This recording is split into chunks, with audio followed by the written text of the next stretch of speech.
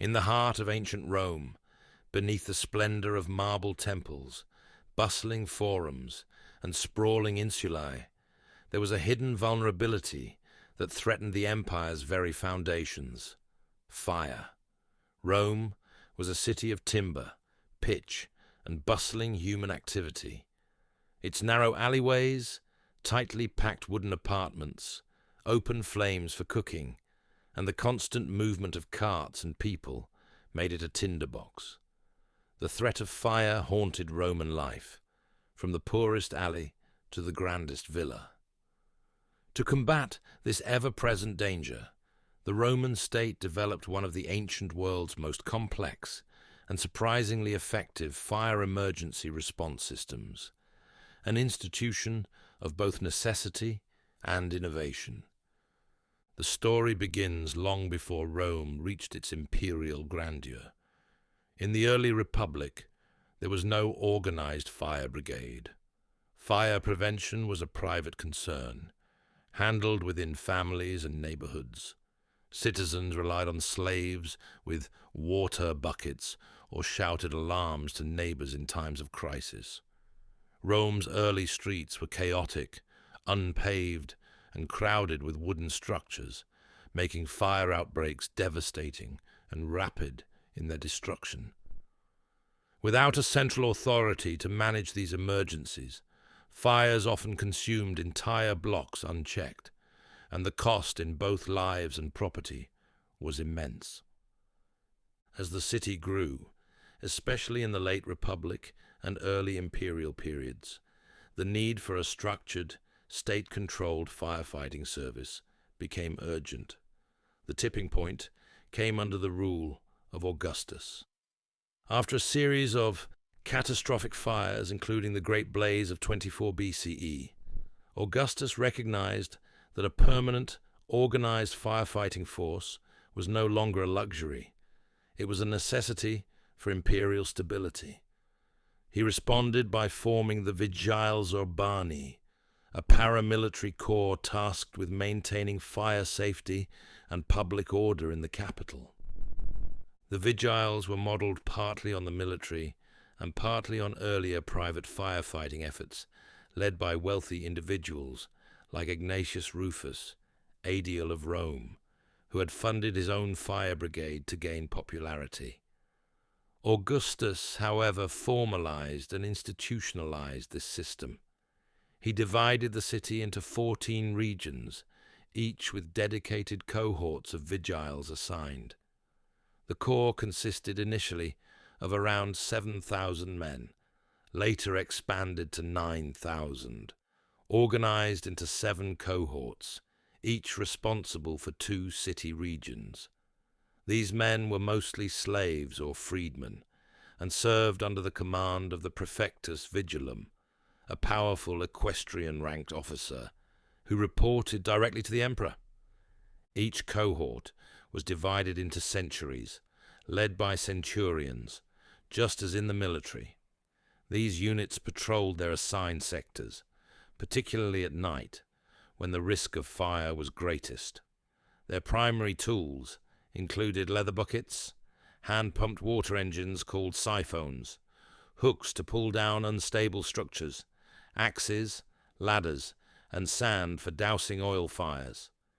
They also used blankets soaked in vinegar to smother flames and deployed teams of water carriers who drew from public fountains, wells, or large cisterns distributed strategically across the city.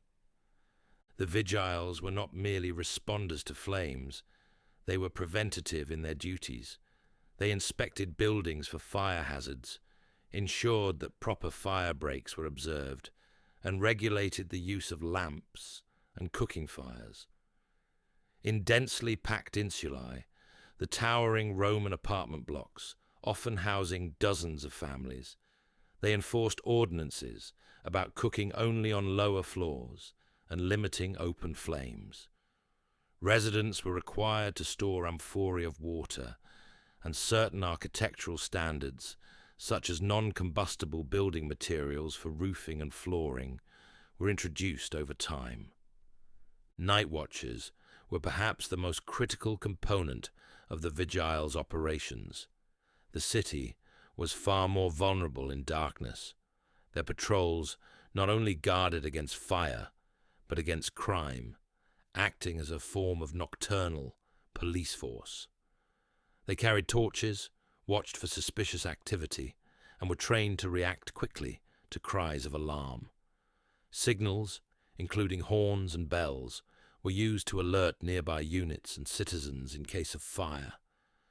Once alerted, Vigiles formed a coordinated response, moving swiftly to contain and extinguish the blaze while evacuating those in danger.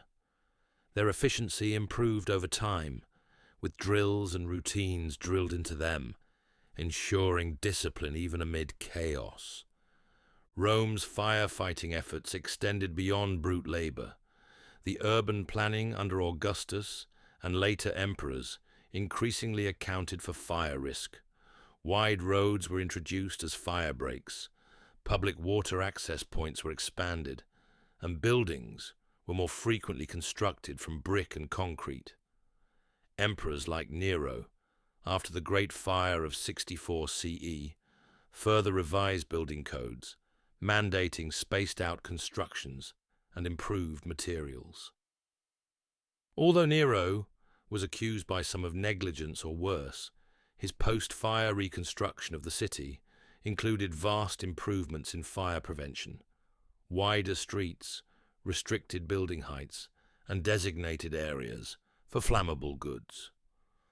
The socio-political role of the Vigiles also evolved. While their initial purpose was strictly utilitarian, they soon became a symbol of imperial benevolence. Citizens learned to trust the men in dark tunics, with their tools strapped to their backs and vigilance etched into their routines. Over time, the corps gained respectability. Some Vigiles were awarded citizenship upon completion of service. Others rose in rank or transferred into more prestigious branches of state service. They were frequently commemorated in inscriptions and tombstones across the empire, and their presence extended into other Roman cities as the model spread. Despite their growing effectiveness, challenges persisted. Corruption, understaffing, lack of supplies, and sheer urban scale often hampered responses. Some landlords even hired private gangs to fight fires in their tenements, ensuring personal property protection over communal safety. In poorer regions, the vigil cohort struggled to gain access or cooperation, and in times of riot or political unrest, fires were sometimes set deliberately. The Great Fire of 64 CE, which destroyed much of Rome and left thousands homeless, remains the most infamous example of how even a sophisticated firefighting service could be overwhelmed. Firefighting in ancient Rome was thus a reflection of the empire itself, ambitious, hierarchical, resilient, and at times chaotic. It combined ancient methods with innovative infrastructure, drawing on military organization and public administration to meet the daily demands of a sprawling metropolis. The very existence of such a corps speaks volumes about the complexity and fragility of ancient urban life. Over time, the legacy of the Vigiles endured, influencing future civil defense structures in medieval cities and inspiring modern municipal firefighting units.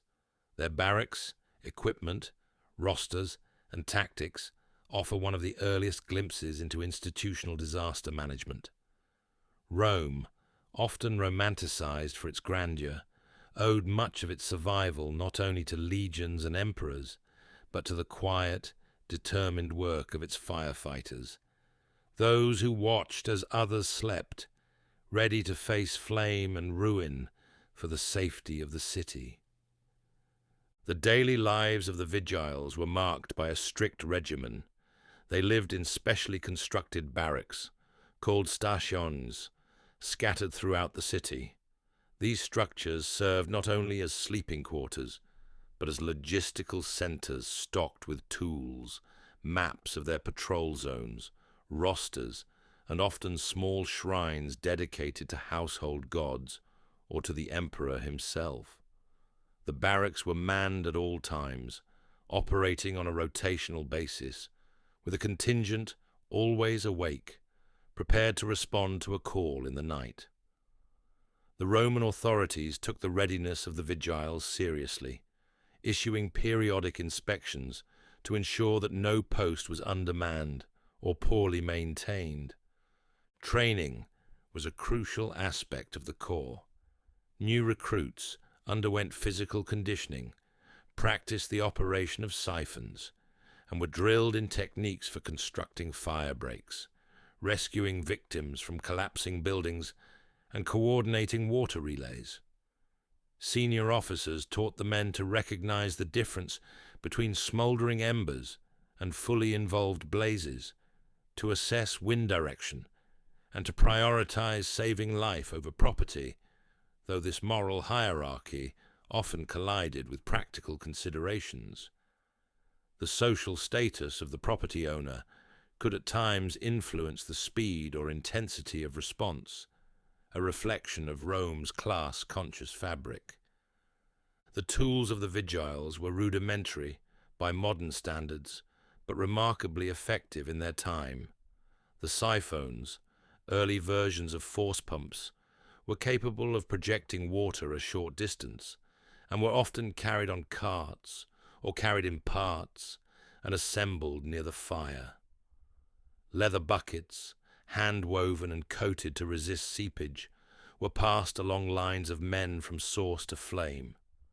Axes and mattocks were used to break through walls and roofs, while long iron hooks served to pull down weakened or burning beams to prevent their collapse on bystanders.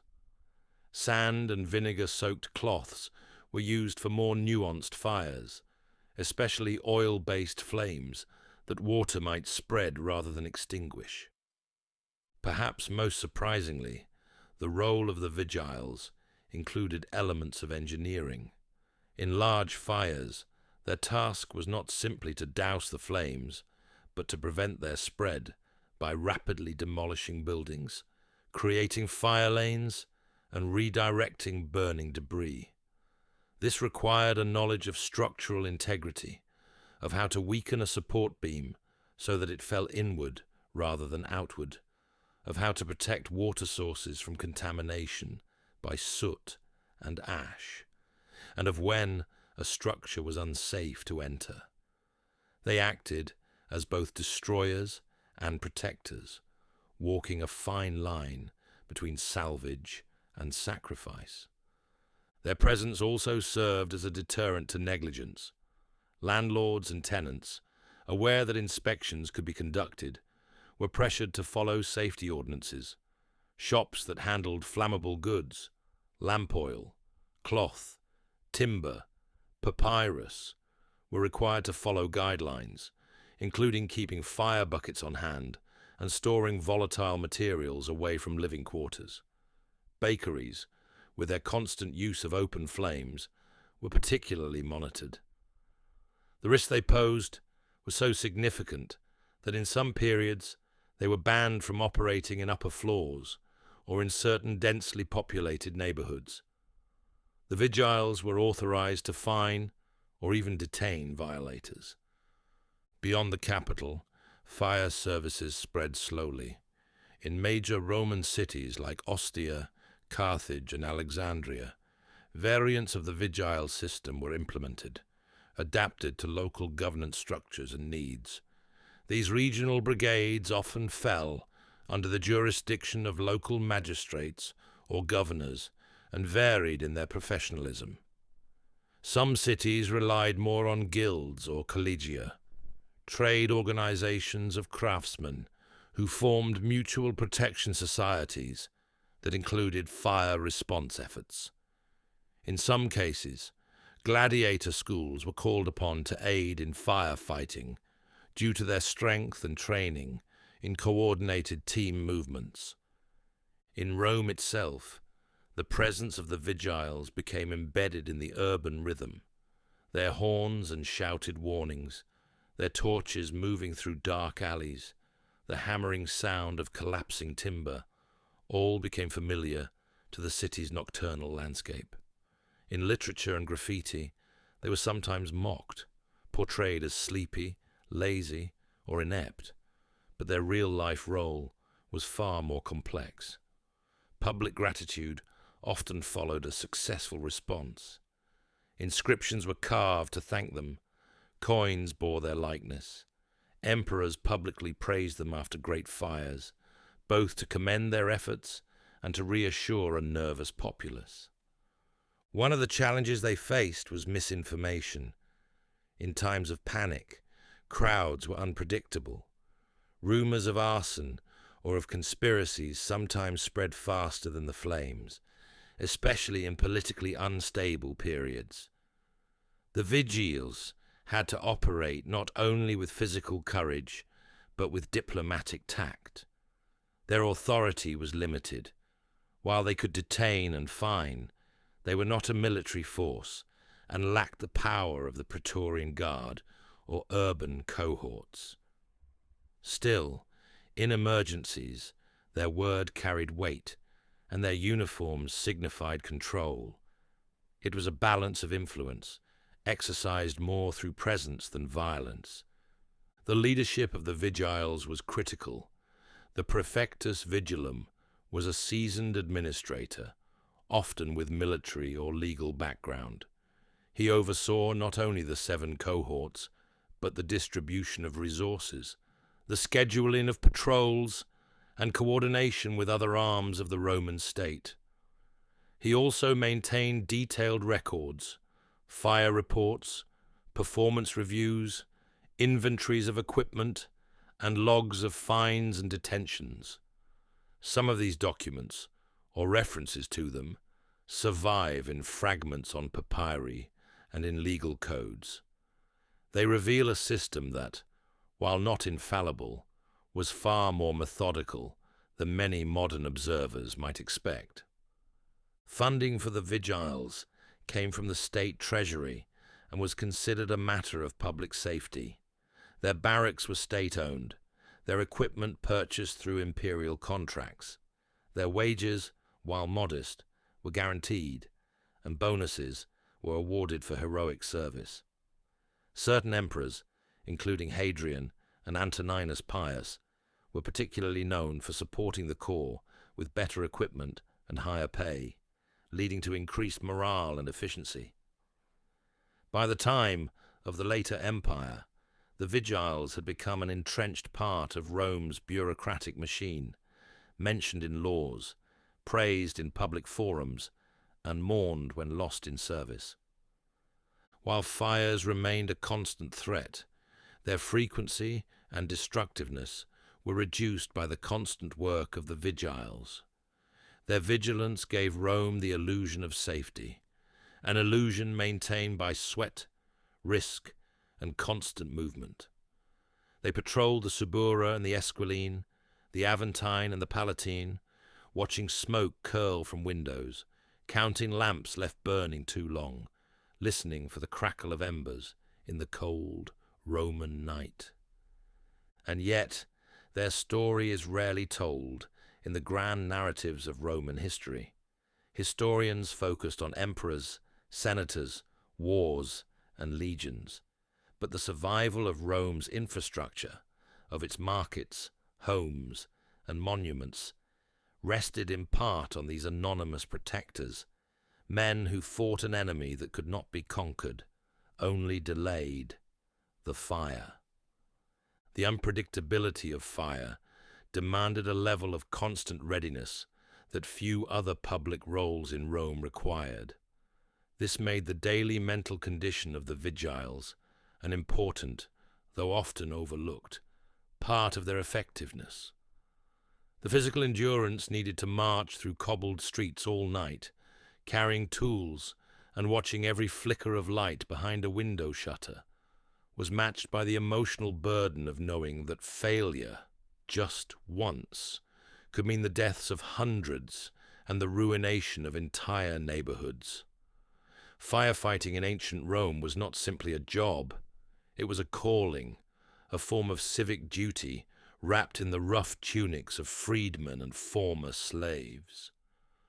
Despite this, the social perception of the Vigiles was complicated, because many were of servile origin or held a marginal status within Roman society.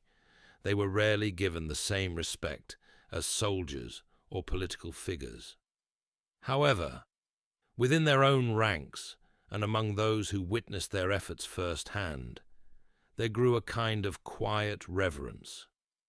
The Vigiles often formed tight-knit brotherhoods, referring to each other in familial terms. They ate together, trained together, and stood shoulder to shoulder in the most dangerous moments. When one of their number died in the line of duty, particularly if it happened during a dramatic blaze, it was not uncommon for the entire cohort to hold a procession, erect a modest monument, or carve an epitaph honoring the fallen. The stations where the Vigiles lived were more than operational bases. They served as places of community. Inside these complexes, usually built around a central courtyard, one would find sleeping quarters lined with simple cots, racks for equipment, kitchens where communal meals were cooked, and altars where offerings were made to gods like Vulcan, the deity of fire and metalwork, or to Janus, the guardian of gates and transitions. There were sometimes even small libraries containing scrolls with knowledge about fire control, architecture, and first-hand accounts of previous disasters, learning materials for younger recruits to study. Over time, the Vigiles were assigned additional responsibilities beyond firefighting. As crime fighters, they monitored the streets for thieves, illegal taverns, and unsanctioned gambling dens. They checked permits for vendors, broke up public disturbances, and assisted in the enforcement of curfews and ordinances. In this way, they became a hybrid force, one that blurred the lines between fire brigade, city guard, and moral police. This widened scope gave them more authority and visibility, which occasionally led to friction with other Roman forces such as the urban cohorts or even the Praetorian Guard, especially during moments of political unrest. The physical geography of Rome posed its own set of problems for the Vigiles. The city was not uniform in design. Some neighborhoods were ancient, with narrow, twisting lanes and overhanging upper stories that made access difficult. Others were newly built, laid out in broader grids, with plazas and fountains. On steep hills like the Capitoline and the Aventine, water had to be carried up narrow stairways or hauled in carts over uneven stone. During major fires, teams of Vigiles had to coordinate the hauling of water uphill while ensuring that the structures above did not collapse and sweep them back down with falling debris.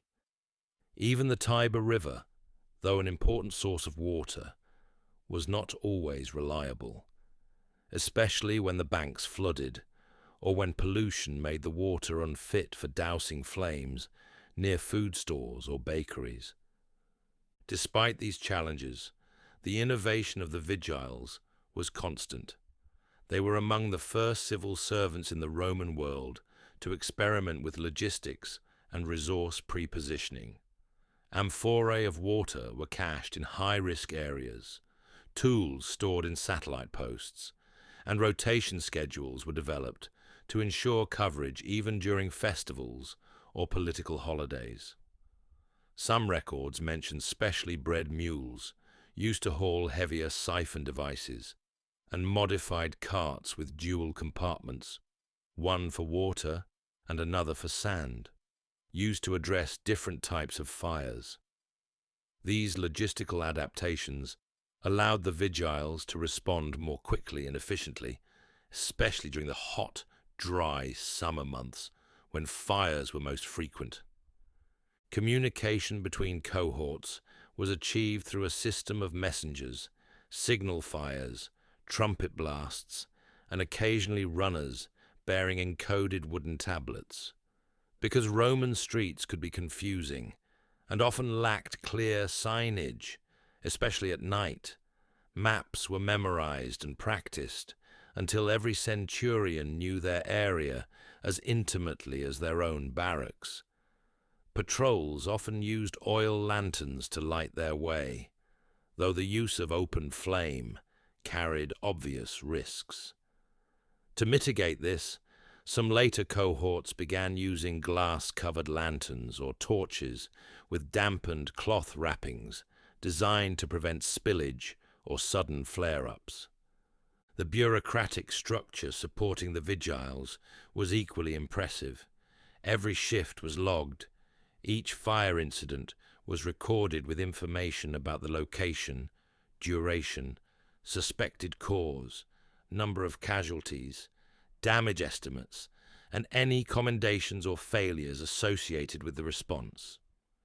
These reports were compiled into scrolls and reviewed by the Prefectus Vigilum, who then presented summaries to higher officials in the imperial administration. Over time, patterns were identified, certain neighborhoods where fire was more common, time periods when arson increased, or correlations between weather and fire frequency. This rudimentary form of data analysis allowed the Roman authorities to adjust patrol intensities and resource allocations, a practice that would not be rediscovered in earnest until centuries later. Culturally, fire held a peculiar duality in Roman life. It was sacred and destructive. The eternal flame in the Temple of Vesta was one of Rome's most important religious symbols, maintained by the Vestal Virgins and protected with great ceremony. At the same time, the uncontrolled fire that swept through the city's insulae was a source of dread and trauma. Literature from the time reflects this duality. Poets and philosophers would reference fire as both purifier and destroyer, a metaphor for fate, vengeance, or divine displeasure. The work of the Vigiles was therefore seen by some as not just practical, but spiritual, a balancing act between the divine and the disastrous. Indeed, the religious dimension of firefighting cannot be underestimated. Before major festivals, especially Saturnalia or the Perilia, offerings were made at the station altars, asking the gods to protect the city from fire. Special amulets and charms were sometimes carried by the Vigiles, or tucked into walls and doorways by residents. The belief that malevolent spirits or omens could ignite fires led some Romans to consult augurs or soothsayers after a blaze, hoping to understand what had gone wrong beyond the physical world. This spiritual interpretation added further urgency to the duties of the Vigiles. When a fire broke out, it was more than a threat to property. It was an event of cosmic significance. Despite their increasing professionalism, not all efforts succeeded. There are accounts of entire regions of the city reduced to rubble due to late responses, miscommunication, or sheer bad luck.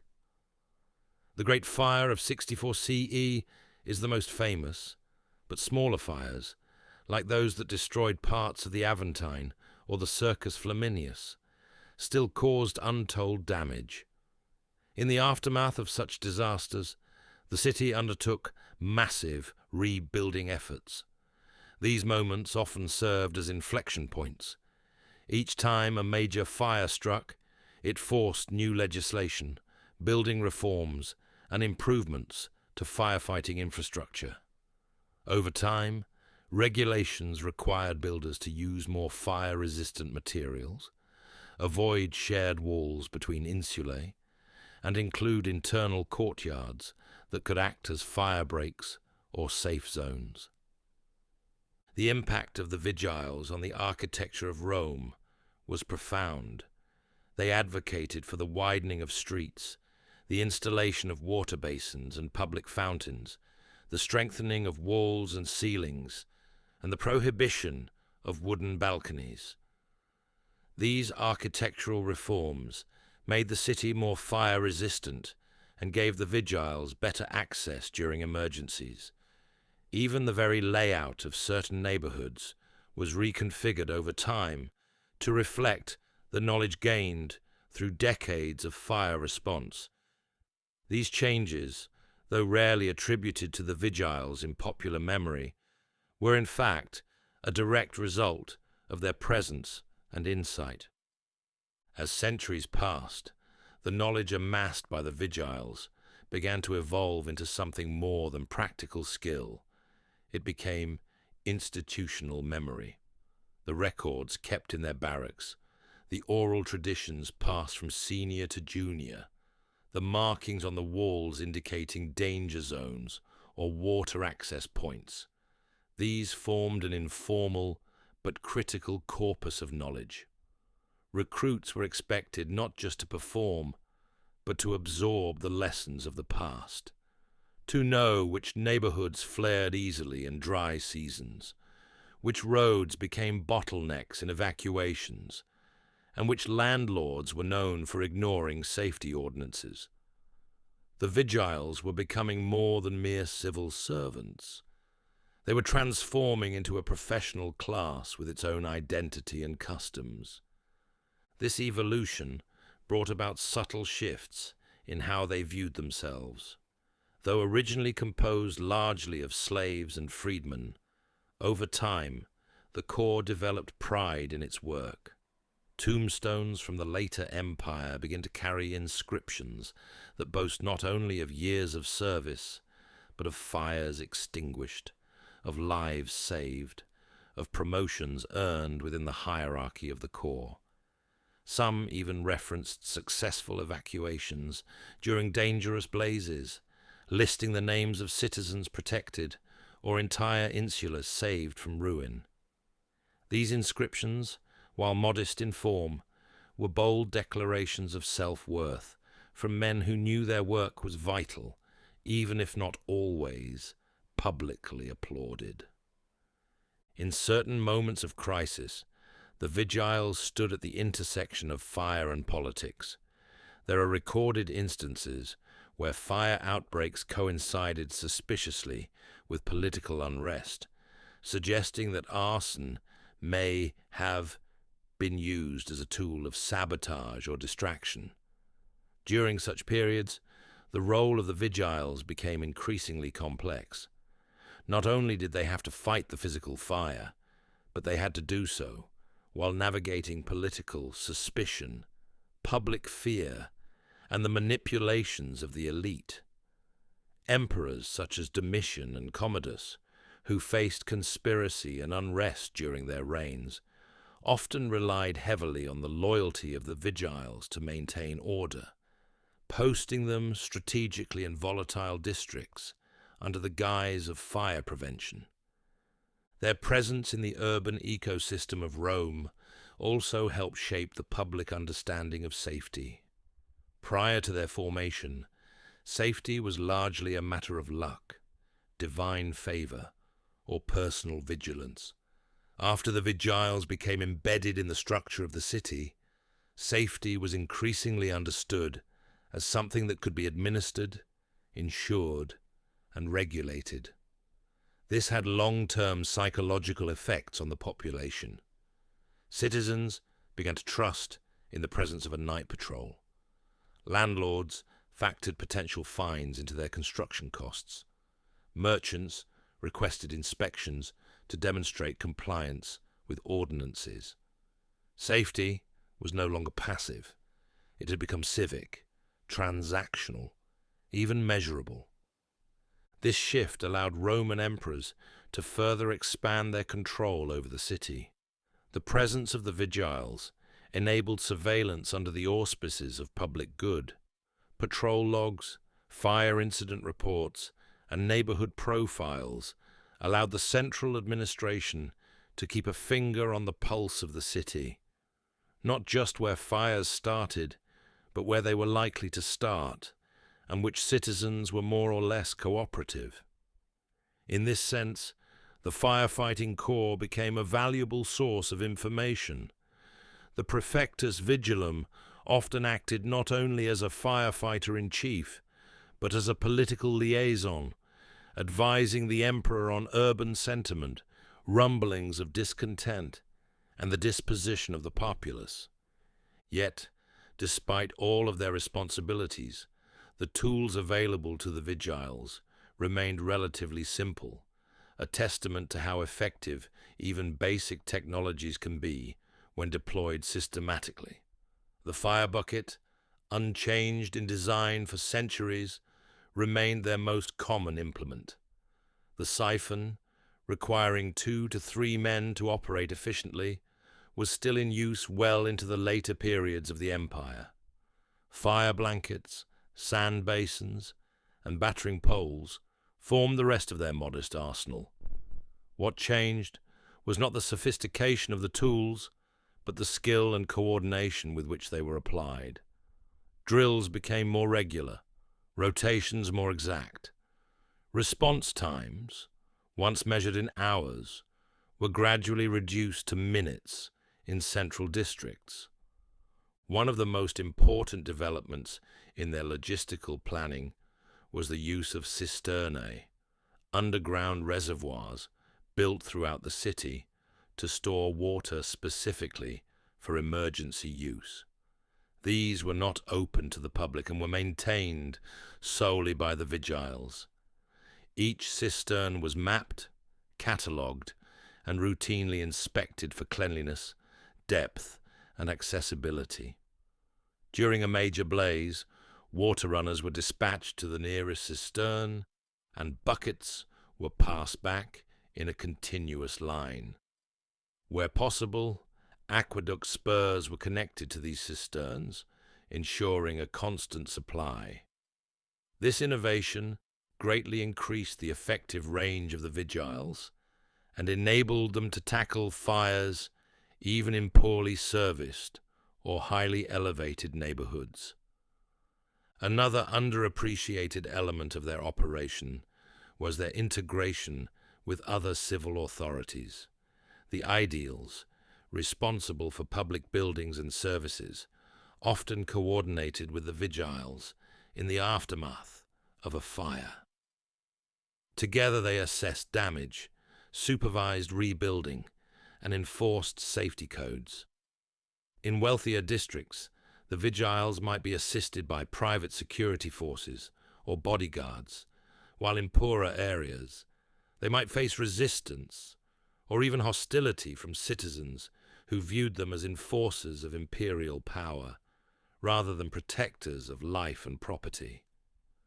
Navigating these relationships required tact, resilience, and a deep understanding of the social texture of Rome's sprawling neighborhoods.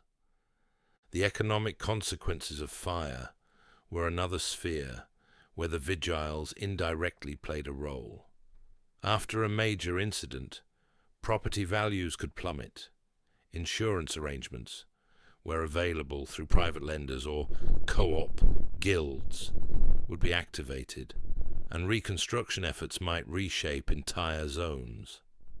Sometimes, the clearing of a fire-ravaged district made room for new temples, marketplaces, or official buildings, changes that benefited developers close to the imperial court. There were accusations, though never officially substantiated, that some fires may have been allowed to rage in certain areas to clear space for imperial projects. The role of the Vigiles in such instances was debated in hushed tones in forums and tabernae, but rarely brought to trial. The Great Fire of 64 CE, often pinned in the public mind on Nero, became a watershed moment for the Vigiles. Though overwhelmed, Their efforts were praised in private correspondences and administrative records. Many risked their lives in collapsing tenements to evacuate residents or douse spreading embers. In the fire's aftermath, Nero funded a significant expansion of their capabilities, establishing more stations, increasing their pay, and mandating building reforms that fundamentally altered the skyline of Rome. From then on, the Vigiles were no longer seen as a stopgap solution, but as a permanent and essential arm of Roman governance. Their influence even extended into the broader Roman provinces. Though few cities had the resources to replicate Rome's extensive firefighting system, many adopted a pared-down version. Local governors might appoint fire marshals, draft town militia for night patrols, or subsidize collegia to act as volunteer responders. In the wealthiest cities, such as Alexandria, Carthage, or Antioch, more formalized units appeared, sometimes employing Roman veterans or locally trained auxiliaries. While these units lacked the size and sophistication of the Vigiles, they represented a growing understanding that urban survival required preparedness, not just luck. The decline of the Roman Empire saw a corresponding reduction in the power and prestige of the Vigiles. As the imperial budget shrank, so too did their numbers and resources. Barracks fell into disrepair, siphons rusted, and cisterns dried up or were misused. The sprawling bureaucracy that once documented every fire became thin and erratic. Yet, in the face of decay, many units continued to serve with honor.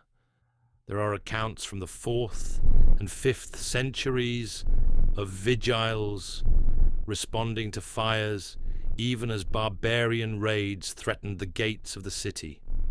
Their loyalty to the urban fabric of Rome outlasted the political institutions that had once empowered them. As the Western Roman Empire crumbled under internal decay and external pressure, the once proud core of the Vigiles faced a slow and grinding erosion. The funding that had sustained them dwindled as the state redirected its shrinking coffers toward military defense. The praefectus vigilum, once a high-ranking imperial officer with direct access to the emperor, found his authority diluted. Regional governors began prioritizing their own local militias over the urban fire corps, and what remained of the central administration was too distracted by political fragmentation, famine, and invasion to maintain the rigorous standards that had once defined the Vigiles' daily function. Yet their presence lingered, like fading embers in a hearth long since cold. In the poorer quarters of the city, particularly in areas such as Trastevere and the lower Aventine, small remnants of fire patrols continued to function, cobbled together from former Vigiles, guild volunteers, and even church-sponsored aid groups. Christian communities, increasingly influential by the 4th century, began to adopt elements of civil service that the empire could no longer maintain. Bishops occasionally sponsored emergency water stations or paid volunteers to perform fire watch during holy festivals and market days. In time, these groups adopted the rituals and even the tools once used by the Vigiles. In some districts, the memory of the Vigiles lived on not through imperial edicts, but through whispered stories and the silent imitation of their methods. The fall of Rome to the Visigoths in 410 CE was a psychological rupture as much as a political one. Fires set during the sack tore through unguarded streets and pillaged homes. With no standing core to contain them, the flames raged uncontrolled. What records remain suggest that some former Vigiles attempted to coordinate resistance, not against the invaders, but against the fire.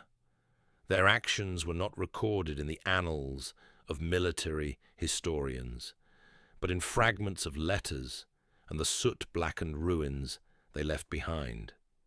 They worked not for empire, but for the people, a final act of anonymous service that would echo faintly through time. In the centuries that followed, Rome's fire services were reborn in new forms, shaped by monastic discipline, medieval municipal authority, and later Renaissance urban planning. But at the heart of each new attempt to fight the flames was a shadow of what came before, a remembrance of those men in dark tunics, patrolling with torches, responding to horn blasts in the night, hauling buckets up the marble steps of the Forum, or through the twisting alleys of the Subura. Archaeological remains still whisper of their presence. Fragments of their equipment, iron hooks, rusted siphon handles, broken clay water jugs, have been found in ancient barracks and collapsed cisterns. Graffiti, scratched into barrack walls, hints at camaraderie and humour. Aurelius of the third cohort never slept through a watch, reads one. Another, more crude, mocks a superior for confusing smoke from a kitchen fire with a divine sign. These glimpses, though sparse, humanize the cause. They were not just agents of the state, but men, tired, brave, flawed, and necessary. Some of their barracks have been unearthed and partially restored by modern archaeologists. The station near the Caelian Hill, for instance, reveals a surprisingly complex structure with multiple levels, storage rooms, an altar space, and sleeping quarters. Wall paintings show both religious imagery and scenes of daily life, men training with buckets, others resting under awnings during the heat of day. Inscriptions offer rosters of names, duty cycles, and even tallies of fires fought during a given month. These places are the Roman equivalent of a modern firehouse, a blend of function and fraternity, discipline and downtime. What is perhaps most remarkable is how ahead of their time the Roman Vigiles were. For centuries, there would be no comparable urban fire service of their scale, coordination, or efficiency. Not until the fire brigades of early modern Europe did cities again develop systems so deeply integrated into the civic infrastructure. Rome had set a standard that would be forgotten during the darkened centuries of feudal fragmentation, only to be rediscovered and praised in hindsight. The principles that underpin the Vigiles' service still resonate. The idea that public safety is a shared responsibility, that infrastructure must be designed not just for grandeur, but for resilience, that the quiet guardians who prevent catastrophe are as crucial to a city's greatness as those who build monuments or command armies. The legacy of the Roman fire brigades is not etched in marble or recounted in epic verse, but in the continued belief that no city, however mighty, can thrive without those willing to protect it from within. And so, though the last true Vigiles may have hung up their hooks and buckets over 15 centuries ago, their spirit lingers in every municipal fire service, in every emergency protocol, in every quietly heroic figure who walks a city's streets at night with an ear tuned for danger, a hand steady on old tools, and a heart fixed on the welfare of others. There is, perhaps, a spark of Rome. To truly understand the depth of the Vigiles' role within Roman society, one must also consider how they were recruited, trained, and managed, not merely as tools of civic safety, but as living, breathing participants in the urban machine. Recruitment into the Vigiles was not glamorous, nor was it particularly lucrative. But for many freedmen or those born into the lower classes of Roman society, it offered a unique opportunity, structured employment, a degree of social mobility, and perhaps, most importantly, a path to citizenship or elevation in legal status. At the heart of recruitment was the recognition that, while strength and stamina were necessary, intelligence and discipline were just as crucial. Prospective members were assessed not only for their physical fitness, but for their sobriety, reliability, and capacity to function within a tightly regulated chain of command. Those who had served in the military, particularly auxiliaries or provincial forces, were often seen as ideal candidates. They had experience with routine, obeying orders, and enduring hardship, traits that translated well into the demanding, erratic hours of fire service. Once accepted, a new recruit underwent an induction period in the barracks where he would live.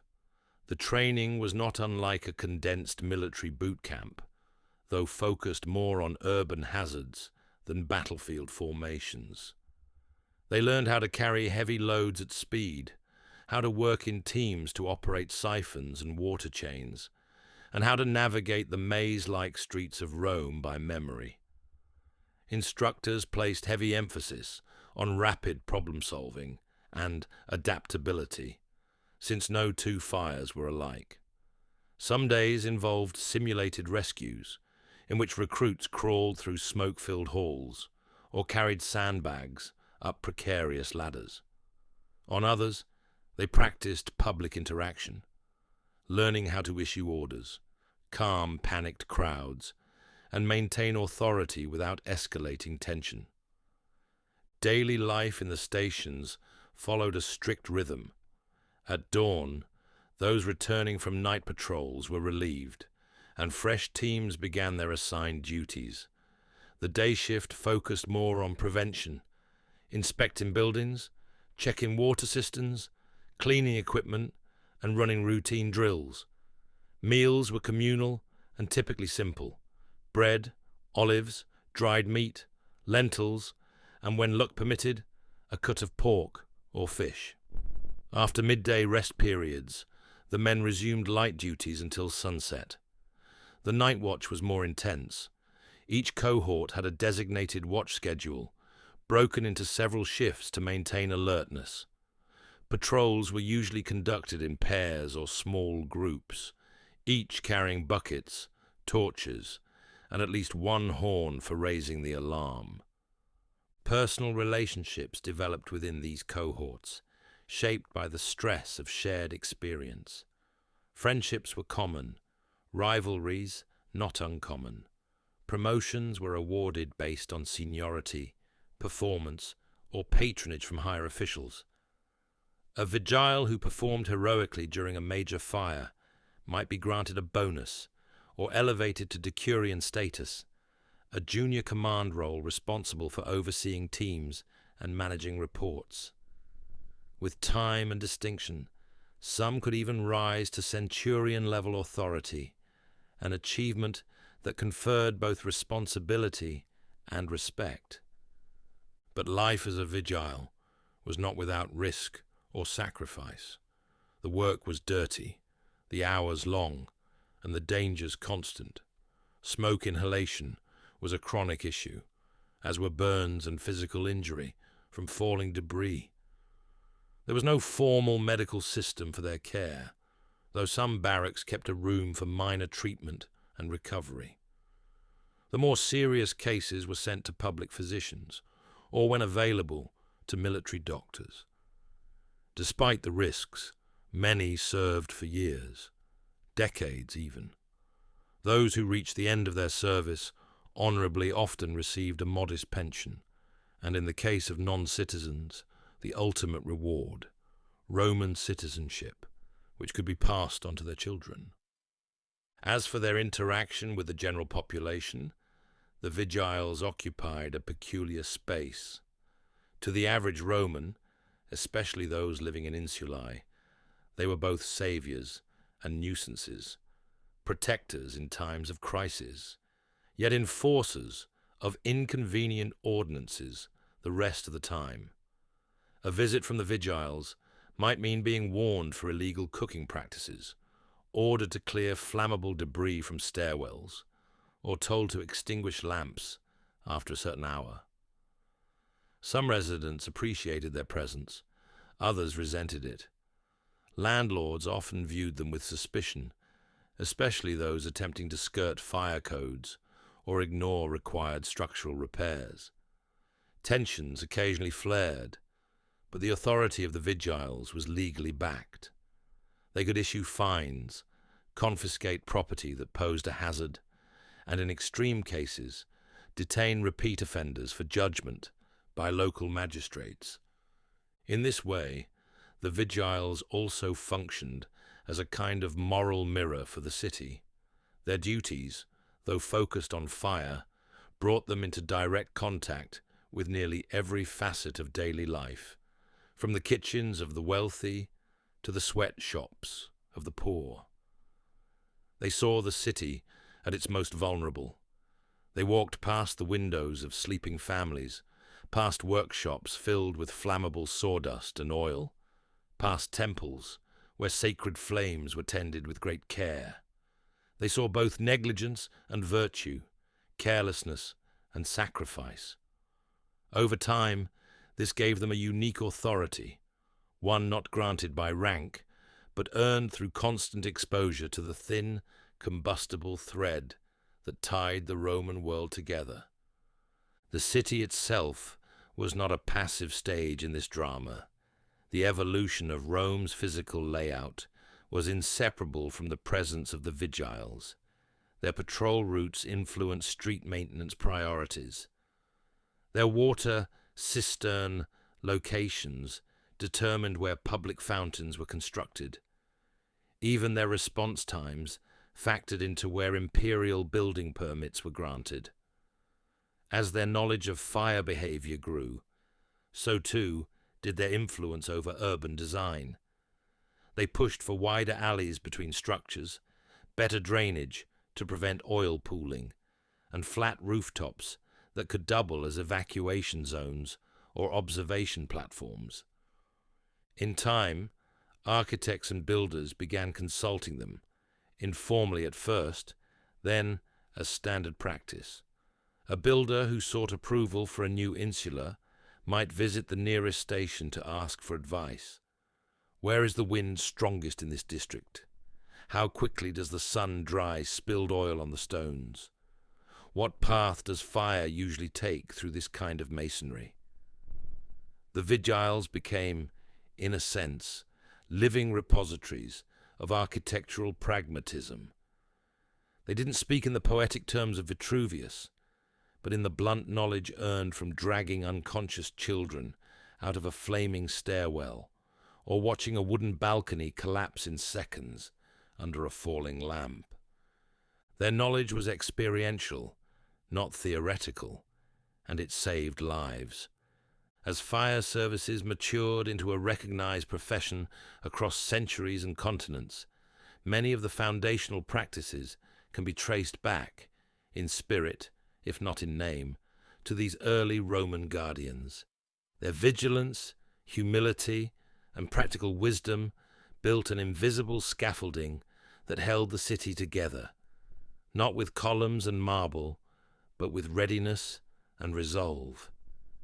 To truly appreciate the scope and endurance of the Vigiles' service, it is illuminating to look at the specific cases, the fires that tested the limits of their training, discipline, and resolve. Each fire told a story, not only of destruction, but of the city's capacity to adapt, endure, and learn. While many of these incidents have faded into the ash of history, a few stand out in surviving records, etched in memory, graffiti, or the cautious analysis of later historians. One such case involved a notorious blaze in the densely packed Subura district during the early years of the 2nd century. Subura, a labyrinthine web of insulae, taverns, brothels, and cramped alleyways, was a frequent target of the Vigiles' attention. The fire began, as many did, in a baker's shop, where an unattended oven overheated and ignited a stack of dry kindling. By the time a patrol spotted the smoke, the flames had already climbed the wooden walls and reached the adjoining tenement. Sparks leapt across the narrow alley into laundry lines and canvas roofs, and within minutes 3 buildings were ablaze. The Vigiles stationed at the nearby Calian Hill post responded immediately, sending 2 contubernia with water buckets and a mobile siphon. But the water source nearest the fire was a public fountain that had been under maintenance and was dry. They were forced to send runners to the next cistern, nearly 300 paces away. As time ticked on, the fire intensified, feeding on pitch-coated walls and oil stores. Civilians fled in all directions, some carrying children, others hauling baskets of belongings, some simply running without knowing where to go. The centurion in charge ordered a line formed to pass water from the distant cistern, while a second group began demolishing a line of tenement roofs to create a fire break. The decision, while drastic, was made with calculated precision. The collapse of one wooden walkway redirected the fire's path and prevented it from spreading into a large communal bathhouse, a densely packed and flammable structure. When dawn broke over the district, the fire had been contained to 5 buildings, with minimal loss of life. The centurion received commendation. The names of 3 Vigiles who suffered injuries during the rescue were added to the roll of honor kept in the barracks. Such events became the crucible in which Rome's fire services refined their methods. Each major fire prompted analysis and adaptation. Following the Subura fire, for instance, the city expedited the completion of dry fountains and began assigning water supply guards, small squads of Vigiles responsible not for fighting fires, but for ensuring that water points were always operational, cleaned, and filled. These water squads, while rarely mentioned in public inscriptions, were crucial behind-the-scenes enablers of successful firefighting. Other cities within the Roman world faced similar fire risks, and while they lacked the institutional breadth of Rome's Vigiles, many developed unique, locally adapted systems of prevention and response. In Ostia, the bustling port city at the mouth of the Tiber, fire patrols were often drawn from shipping guilds. The abundance of flammable cargo, grain, oil, timber, meant that dockside fires could quickly leap from warehouse to vessel. In one notable instance, a fire that began in a rope works nearly consumed the forum of the corporations, before a hastily assembled brigade of stevedores and city guards managed to suppress it with sand and sea water. In Pompeii, preserved by volcanic ash rather than fire, archaeologists discovered graffiti and official notices regarding fire prevention. Some buildings had stone water basins at the entrances, and many had slogans painted on walls. Keep lamps safe. No cooking above the 1st floor, and call the Vigiles in an emergency. Although smaller than Rome, the local firefighting forces operated under similar principles, even if they lacked the formal title or state backing. What they did share, however, was the Roman ethos of civic duty and preparedness, an understanding that the fire did not ask who was rich or poor, powerful or forgotten, when it came calling. Back in Rome, life inside the stations continued with methodical consistency. The barracks were run with quiet efficiency, often overseen by the most senior centurions who had years of service. Morning began with inspections. Equipment was checked, orders relayed, duty rosters updated. Young recruits were drilled in simulated emergencies, carrying weighted amphorae up wooden ladders, extinguishing controlled flames with sand or soaked cloths, and conducting timed evacuations through labyrinthine mock-ups. Veteran Vigiles sometimes held after-action storytelling sessions, recounting the details of past fires, both to honor the bravery shown and to distill the lessons learned. Certain rituals and customs emerged over time. New members of the cohort, on their first night patrol, were expected to make a small offering, usually a wax candle or a bit of incense, to the household shrine of the station. This gesture was more than symbolic. It served to bind the new recruit to the continuity of the Corps. The shrine itself, usually a small niche in the wall, bore images of Vulcan, Janus, and occasionally even Hercules, the latter a symbol of strength, endurance, and protection. During Saturnalia, offerings of honeycakes and wine were made not only to the gods, but shared among the men, who, despite the revelry, remained vigilant. Fires, after all, did not pause for holidays. The tools of the trade, while simple, were treated with respect and even reverence. Leather buckets were oiled and mended with care. Hooks were sharpened and polished. Siphons were tested for leaks weekly.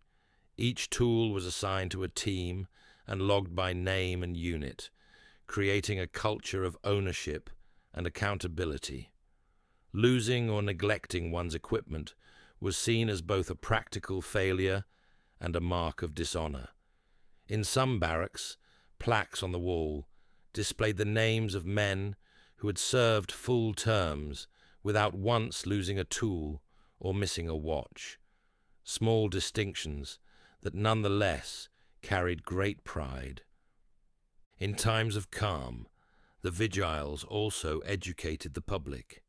They conducted informal talks in marketplaces, warning shopkeepers about storing oil too close to lamps, or advising insulae residents on safe routes of evacuation.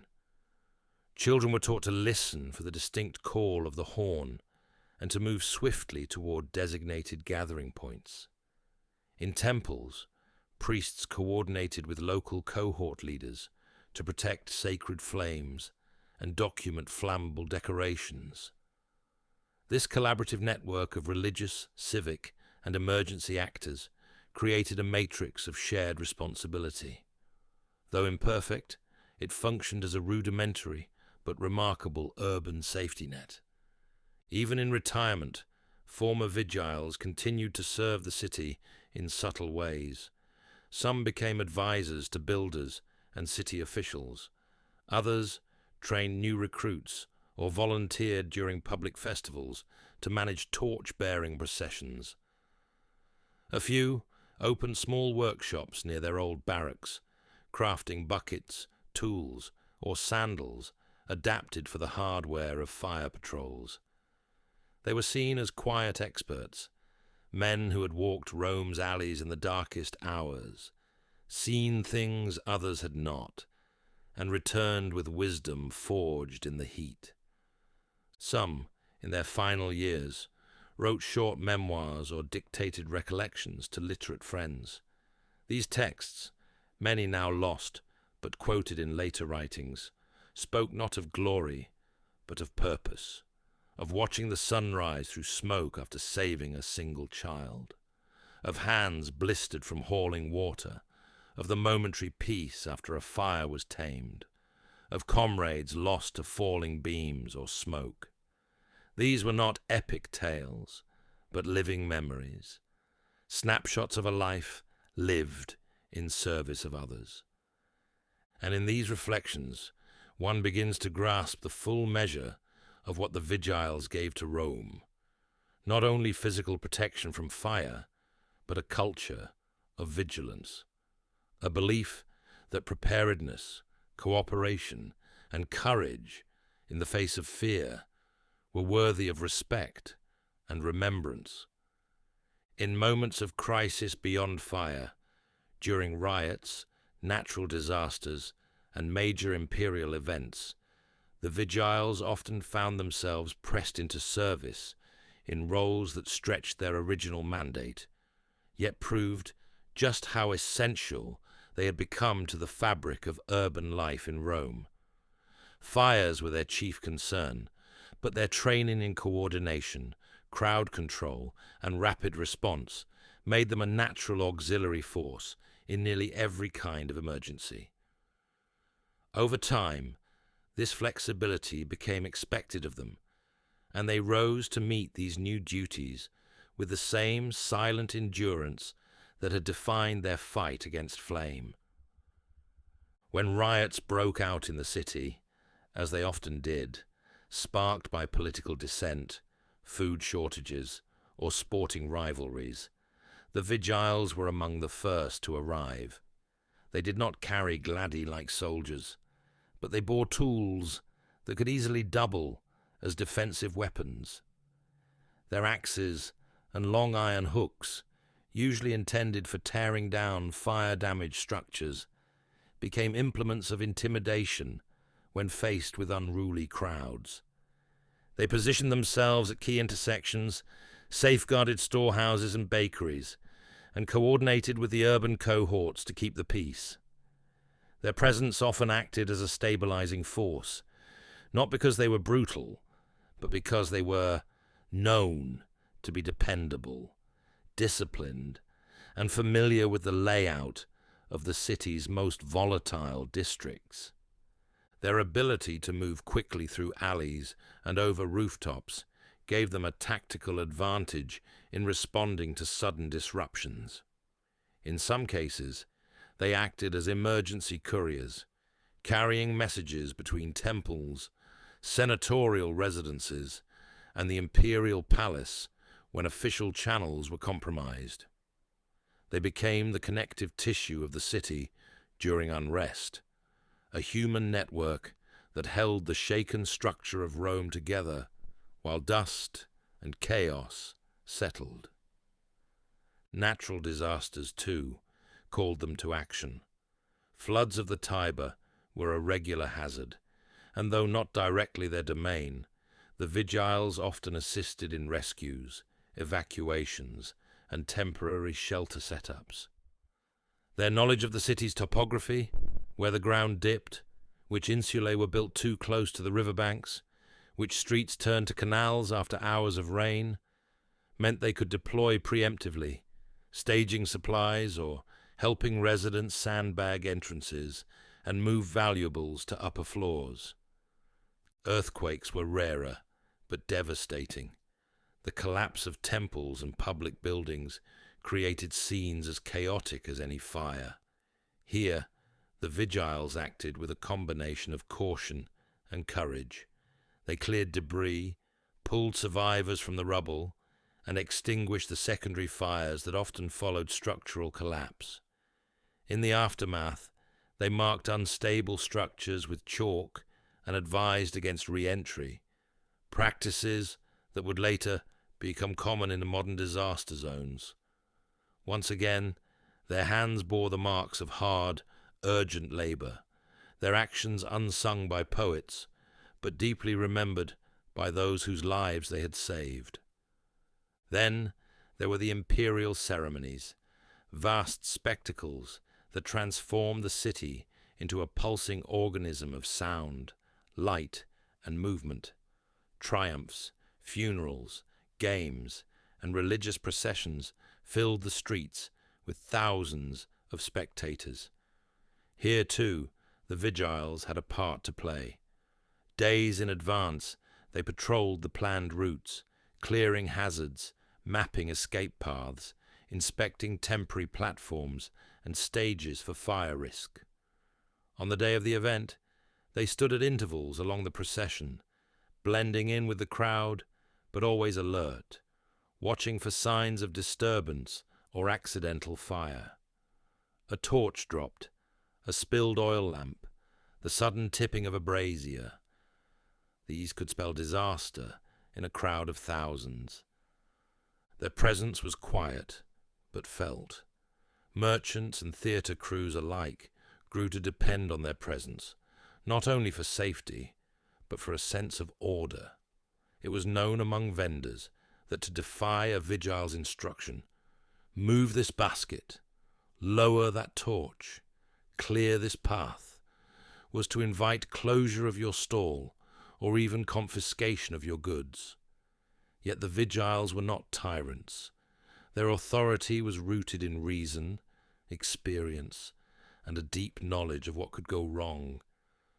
When they issued a warning, it was not theoretical. It was drawn from scars. And as Rome grew to rely on them in these broader capacities, the scope of their service expanded accordingly. The imperial administration began assigning them to escort critical supply shipments through crowded streets, particularly those carrying flammable materials or food rations prone to theft. They monitored fire safety during gladiatorial games, where torches and fireworks were often part of the entertainment. They were even present in the domus of the emperor during especially large banquets or saturnalia festivities, posted discreetly near kitchens and braziers to prevent any mishaps from marring the grandeur of the occasion. In these settings, the Vigiles rubbed shoulders with senators, patricians, foreign dignitaries, and palace servants. And yet, despite the proximity to power, they remained humble, focused on their task. Their duty was not to be seen, but to be ready, to stand quietly behind the velvet drapes while emperors made speeches, to pace shadowed corners while torches flickered against the marble. They were shadows of stability, present only when needed, forgotten the moment. Calm resumed. In many ways, this anonymous excellence became the hallmark of their ethos. They did not build temples or command legions or draft laws, but without them, the structures, people, and documents that did would have been consumed in the night. Their legacy, therefore, was not in marble or bronze, but in the continued existence of Rome itself, its streets unburned, its homes preserved, its people made safer by unseen hands. This is perhaps why, as the empire waned, their gradual disappearance was mourned more deeply than official records suggest. As political power fractured and funding dried up, citizens in some districts began organizing their own watches, forming amateur brigades with whatever knowledge remained. Some former Vigiles volunteered to train them, offering what little wisdom they could before fading into the anonymity of old age. Their teachings lived on in local custom, in the way a market stall kept water on hand, in the communal memory of which alley led to safety, in the caution passed down from mother to daughter. Don't hang the lamp too close to the curtain. Remember what happened on the Caelian. And in this way, the Vigiles never truly vanished. Their spirit flickered on in the habits, architecture, and instincts of the city, in every community that remembered to check a torch before lighting it, or poured water along the edge of a tiled roof during the dry season, or watched the horizon for smoke at dusk. There lived a remnant of their vigilance. They were not just an institution. They were a culture of caution, a city's immune system made flesh and resolve. As the centuries passed and the Roman Empire fragmented into feudal territories, the structured fire services of the Vigiles dissolved into the currents of time.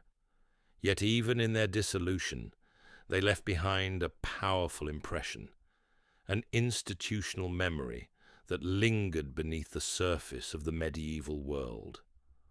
While their name may have faded from common usage, their model, the concept of a dedicated, trained, urban fire brigade, left traces that would reappear in surprising places.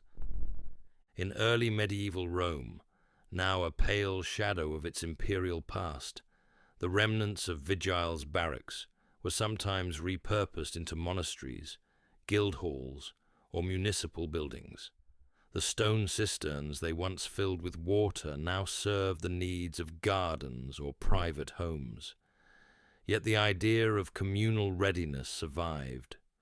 The rise of the Christian Church as a central power in the city meant that religious institutions took over some civic duties, including fire prevention during major feasts or processions. Monasteries and cathedrals, recognizing the risk posed by candles, incense, and open flame in wood-roofed sanctuaries, began to develop internal rules and precautions. Though no longer state-organized, the instincts cultivated by the Vigiles found new homes in the rule-books of abbeys and the traditions of monastic orders. Elsewhere in Italy and across Europe, particularly in trading cities like Venice, Florence, and Constantinople, merchant guilds began to create proto-fire brigades. These groups, often bound by profession, carpenters, masons, coopers, organized fire watches, pooled resources to buy water carts and ladders, and established rotating night patrols. Some of these organizations traced their roots back, at least in story, to the collegia of Roman times. Their structure, elected leaders, common dues, and agreed-upon responsibilities bore a striking resemblance to the internal order of a Vigiles cohort. Whether by direct inheritance or cultural osmosis, the DNA of Roman fire response persisted. In the Islamic world, which inherited much of Rome's urban knowledge through its conquests and translations, fire response systems also took shape. Cities like Baghdad and Cordoba, bustling with markets, baths, and mosques, developed night watches and public works departments responsible for fire safety and disaster response. Arabic treatises on civic administration reference the importance of fire prevention, often quoting or paraphrasing Roman texts that had been preserved, translated, and expanded. While these systems were rooted in their own traditions, they demonstrated a shared awareness of urban vulnerability and the need for organized, proactive measures. It was not until the High Middle Ages, however, that cities began once again to formalize firefighting as a civic service. London, Paris, and other European capitals, plagued by frequent and devastating fires, began to implement fire ordinances that would have felt familiar to any first-century Roman. Nighttime patrols were reinstated, citizens were required to keep buckets or water troughs near hearths, and curfews on open flames were enforced. Watchtowers were staffed with men whose job was to scan the horizon for smoke. And when the first permanent firehouses were built in early modern Europe, their structure, equipment stores, bunk rooms, communal kitchens, looked strikingly like the stations of old Rome. In Renaissance, Rome itself, as the city began to repopulate and rebuild under papal authority, some historians and architects rediscovered the writings of ancient Rome. Vitruvius, Frontinus, and even fragments of municipal codices reference the Vigiles. The scholars of the time, enamored with the grandeur of the past, began to incorporate this knowledge into city planning. New buildings were constructed with greater fire awareness, stone staircases instead of wood, tile roofs instead of thatch, and wider alleyways to act as fire breaks. It was a quiet renaissance of Roman fire knowledge, brought about not by law, but by memory. By the 17th century, as urban centres across Europe faced their own versions of the Great Fire, such as the catastrophic fire of London in 1666, modern firefighting was reborn. Out of this crisis, professional brigades emerged once again, and while they bore the trappings of their age, brass helmets, horse-drawn engines, municipal badges, their core echoed that of the Vigiles, trained men, organized into shifts, serving the city, fighting the flames. Even today, historians and urban archaeologists uncover evidence of the Roman fire brigades and find themselves awed by their scale and sophistication, from cisterns beneath modern Rome to the charred remnants of old tools, from legal codes to tomb inscriptions. The legacy of the Vigiles is not just one of survival, it is one of invention. They created not just a response to fire, but a culture of readiness. They were the first to say, "We must be prepared before the flame appears, not merely after." And the lessons they taught are eternal. That vigilance is a virtue. That service often goes unacknowledged, but never unimportant. That cities do not survive on architecture alone, but on those who walk them at night, listening for danger. That the most heroic acts are often quiet, gritty, and without witnesses. That true civilization means not just building, but protecting what is built. Even now, when a firefighter dons their gear, checks their hose, or maps the city district they're tasked with protecting, they walk in the shadow of those Roman men who once did the same, armed with buckets and hooks, torches and courage, under a pale moon over the rooftops of the eternal city. It began with a flicker, no larger than a candle's sigh. A single gust of wind slipping through a cracked wooden shutter, brushing the flame of an oil lamp until it trembled and tipped. The clay vessel shattered on the floor of a cramped third-story kitchen, and the oil spread quickly across the straw matting. It was near midnight in the region of the Esquiline Hill, and most of the insula's residents were already asleep. But fire does not wait for the waking world. Within minutes, the flame danced upward, licking the beams above, then caught hold of a curtain, which ignited in a whoosh and cast dancing shadows on the blackened ceiling. The woman who lived in that room, a laundress who had worked a double shift, stirred, confused by the light rather than the heat. By the time she screamed, it was already too late. Flames exploded through her window and roared upward into the level above, where a young boy's sandals were left beside the door, now framed in fire. 2 blocks away, the second cohort of the Vigiles had just completed their shift change. 8 men were seated around a low table, drinking diluted wine and eating bread dipped in oil, their tunics damp with the sweat of a long patrol. On the wall hung their hooks, their axes, the oiled leather buckets, and the coiled ropes they used for climbing. A small oil lantern burned beside the statue of Vulcan, whose gaze stared down over the equipment like a silent reminder of the work to come. The door burst open. It wasn't the usual shout of a messenger, but a child, barefoot, eyes wide with terror, breathless as he stammered out what he'd seen. Fire, Esquiline, rooftops, mamas crying. The room shifted instantly from rest to motion. No commands needed to be shouted. Each man knew what to grab. Buckets were snatched from the wall, siphon components loaded onto the cart. 2 ran ahead, axes in hand, to clear passage. Others secured rope harnesses. Within 60 heartbeats, the team was moving through the cobbled streets, lit only by torchlight and the rising glow of orange on the eastern horizon. Not the sun, but fire. As they neared the district, the air thickened with heat and ash. Screams echoed between stone walls. People poured from alleys, wrapped in blankets or carrying whatever they could. Children, cooking pots, the bronze mask of a household god. The narrowness of the streets made maneuvering difficult.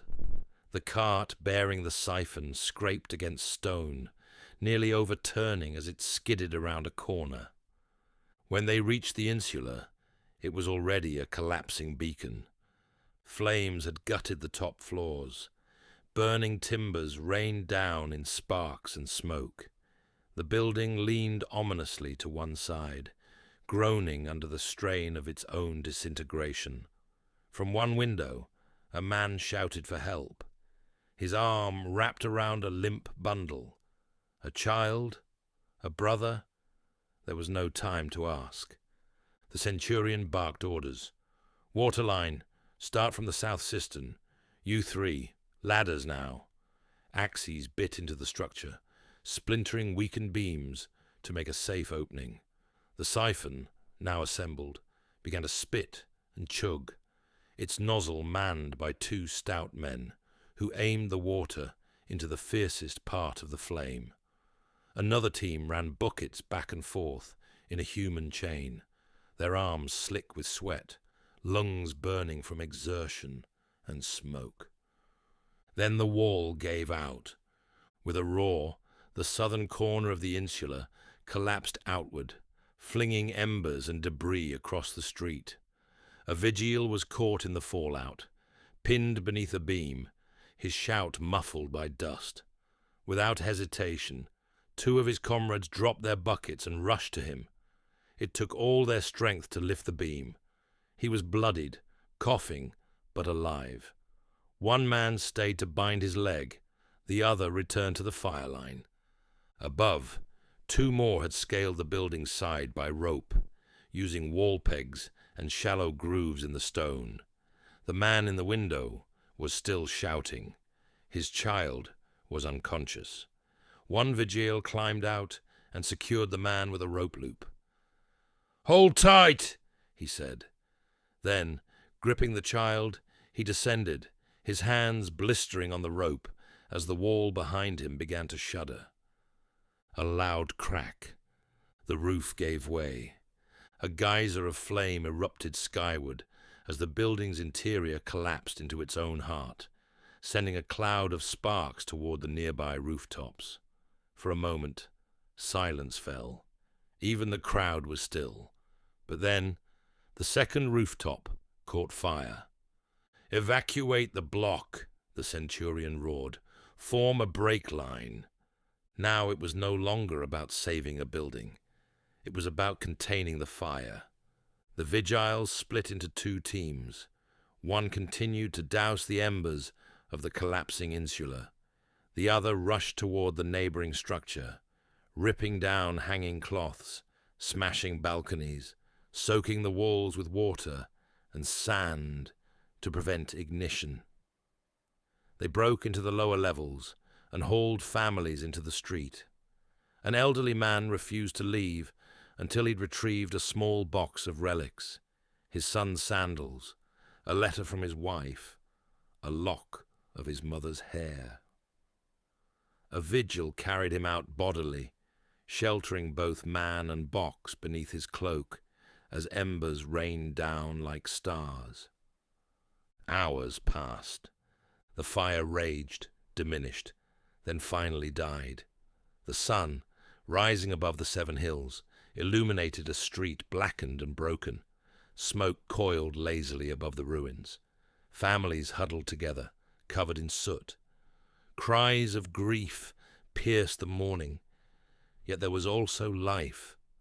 The child who'd been pulled from the window was breathing. The man whose shop had been saved wept with gratitude. A dog, believed lost, was found hiding beneath a fallen shutter, tail thumping weakly against the stone. The Vigiles stood quietly now, faces streaked with soot and fatigue. Some had blood on their tunics, not all their own. Others leaned on axes like walking sticks. The centurion surveyed the wreckage and began making notes. Cause of fire. Time of response. Number of structures damaged. Lives saved. One man's name was added to the injured list, another to the commendation roll. No songs would be written for them, no statues raised. But when the city slept again that night, it did so because they had stood between flame and flesh, between chaos and order. Because when the fire came, as it always did, it found Rome waiting for it. And that is what the Vigiles were, not merely responders, but guardians of the invisible boundary between civilization and its undoing. My name is Gaius Livius Marinus, freedman of the Calian cohort, 4th century.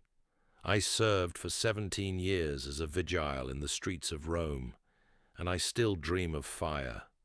It always begins the same way, smoke before light, the scent, sharp, oily, bitter, tickling the edge of my sleep, then heat crawling along the stones beneath my feet. I rise, not from a bed, but from memory, always back in the barracks, always strapping on the same gear, lifting the same iron hook, fingers closing around the worn grip like it never left me. I hear the horn. I run. In the waking world, I am old now. My left knee aches when it rains, and the right side of my chest bears a scar from a roof beam that pinned me during the incident on the Vicus Patricius. I've long since turned my tools over to younger hands. But the city is never far from me. Even now, when I walk the quiet alleys near the Aventine, I glance up at the rooftops, as if they might bloom with flame at any moment. We were a brotherhood of smoke, not glamorous like the Praetorians, not honored like the legions, but we were always there, always watching. I remember my first night on watch, as clearly as if it were yesterday. The barracks still smelled unfamiliar. Oil, old wood, boiled lentils. I hadn't yet earned my station boots. My tunic was too clean. I was assigned to a senior named Cassius, a heavy-jawed brute, with hands like leather and eyes that saw everything. He didn't speak much that night, just handed me a bucket, nodded toward the door, and started walking. We patrolled the Subura, narrow alleys, balconies made of rot and rope, and lamp oil pooling in gutters. You could hear 1,000 lives through the walls, laughter, weeping, the scrape of bowls, the hush of prayers. Cassius moved like he'd walked those streets in his sleep. He showed me where water basins had been hidden beneath staircases, which doors were false fronts for wine cellars, which roofs were likely to collapse in a downpour. Around the 3rd hour of the watch, we spotted it, a flickering orange in a 2nd-story window, brighter than any lamp should have been. Cassius stopped. We waited. The light flared once, then dipped. A curtain caught. He muttered, "Damn it all!" And we ran. That was the first fire I ever faced. It was small, barely spread beyond one room, but it was enough to teach me how fast it moves, how quickly chaos replaces routine. I remember the sound of the mother screaming, her baby trapped on the bed. Cassius went through the window without thinking. He came back out a moment later, coughing, holding the child wrapped in his own tunic. He didn't speak again until we were halfway back to the station. Then he said, "First time always shakes the bones, but you keep going." He was right. You learn to move through the fear, to focus on the rope in your hands, the angle of a collapsing beam, the nearest cistern. You think about weight distribution and water flow instead of death. That's the only way to last. There were worse nights. The fire in the Vicus Tuscus during the Saturnalia riots. I still remember the way it lit the sky like false dawn. Drunken revelers throwing torches. 2 temples burned. 1 cohort lost 4 men. We pulled bodies out of a tenement stairwell, so fused together by heat we couldn't tell where one ended and the other began. We buried them together and carved only their initials into the stone. That was all we could recover. But there were good nights too. I remember a baker's boy, no more than 8, who stayed behind to guard his dog. The flames had already chewed through the upper floor of his home when we found him. He wouldn't leave, not without the dog. So I carried them both. That boy visited the station house every year afterward on the anniversary, brought loaves with ash marks pressed into the crust, said they were fire bread, to remind him to always be careful. Sometimes, when I'm walking alone, I pass the arch near the old forum, where his family bakery still stands. The dog, long gone. The boy, grown into a man. But the bread, still marked the same. People never truly see what we do. They see the aftermath. Soot, broken wood, smoke stains on the marble. They don't see the bruises on our arms, the heat that sings your eyebrows off, the taste of ash in your throat for hours afterward. They don't hear the breath of someone you've just pulled from a burning stairwell, rasping like a winded bellows, and realize in that moment that they're alive because you showed up. And that's why we did it. Not for statues, not for pay. Gods know the pay barely fed a family. We did it because the city needed us. Because if we didn't walk those alleys at night, no one would. Because we'd rather face the flame than let it eat someone's child in the dark. I keep a strip of my old tunic in a box by my bed. The fabric's nearly black from years of smoke. Next to it, a bent iron hook with my initials carved into the shaft. Most nights, I don't look at them. But on cold nights, or when I hear thunder and think of fire, I take them out, run my fingers along the cloth, remember the heat, the fear, the pride. We were Vigiles. We kept the fire from swallowing Rome, and though no one remembers our names, we remember each other. That is enough. I was appointed Praefectus Vigilum under the reign of Emperor Antoninus Pius. By that time, I had served in every rank, from water runner to decurion, then centurion, and finally cohort commander. I knew every alley in Rome by its scent. I had memorized the timing of how a fire behaves in an insula with dry beams versus one with newer stone and mortar.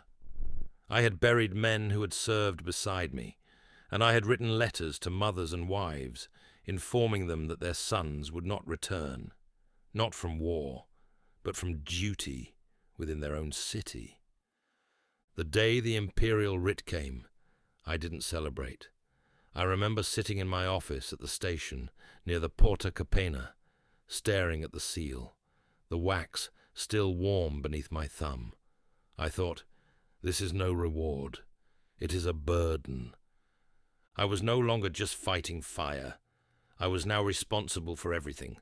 7 cohorts, 9,000 men, 200 barracks, a web of cisterns, ladders, siphons, patrol maps, and inspection logs that weighed as heavily on my back as any beam ever did.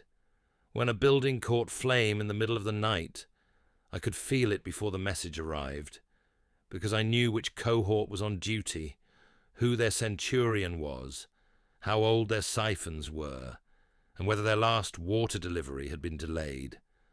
A fire on the Aventine was not just a flame to me. It was a test of hundreds of invisible systems, all spinning like gears in an unseen machine. I was not a man of politics, but I was forced to learn it. To get better tools, I had to petition the aediles. To refill the treasury for repairs, I had to negotiate with officials in the aerarium Saturni. I had to sit through meetings where senators who'd never smelled smoke told me how many men I needed in a given district. I learned to listen without rage.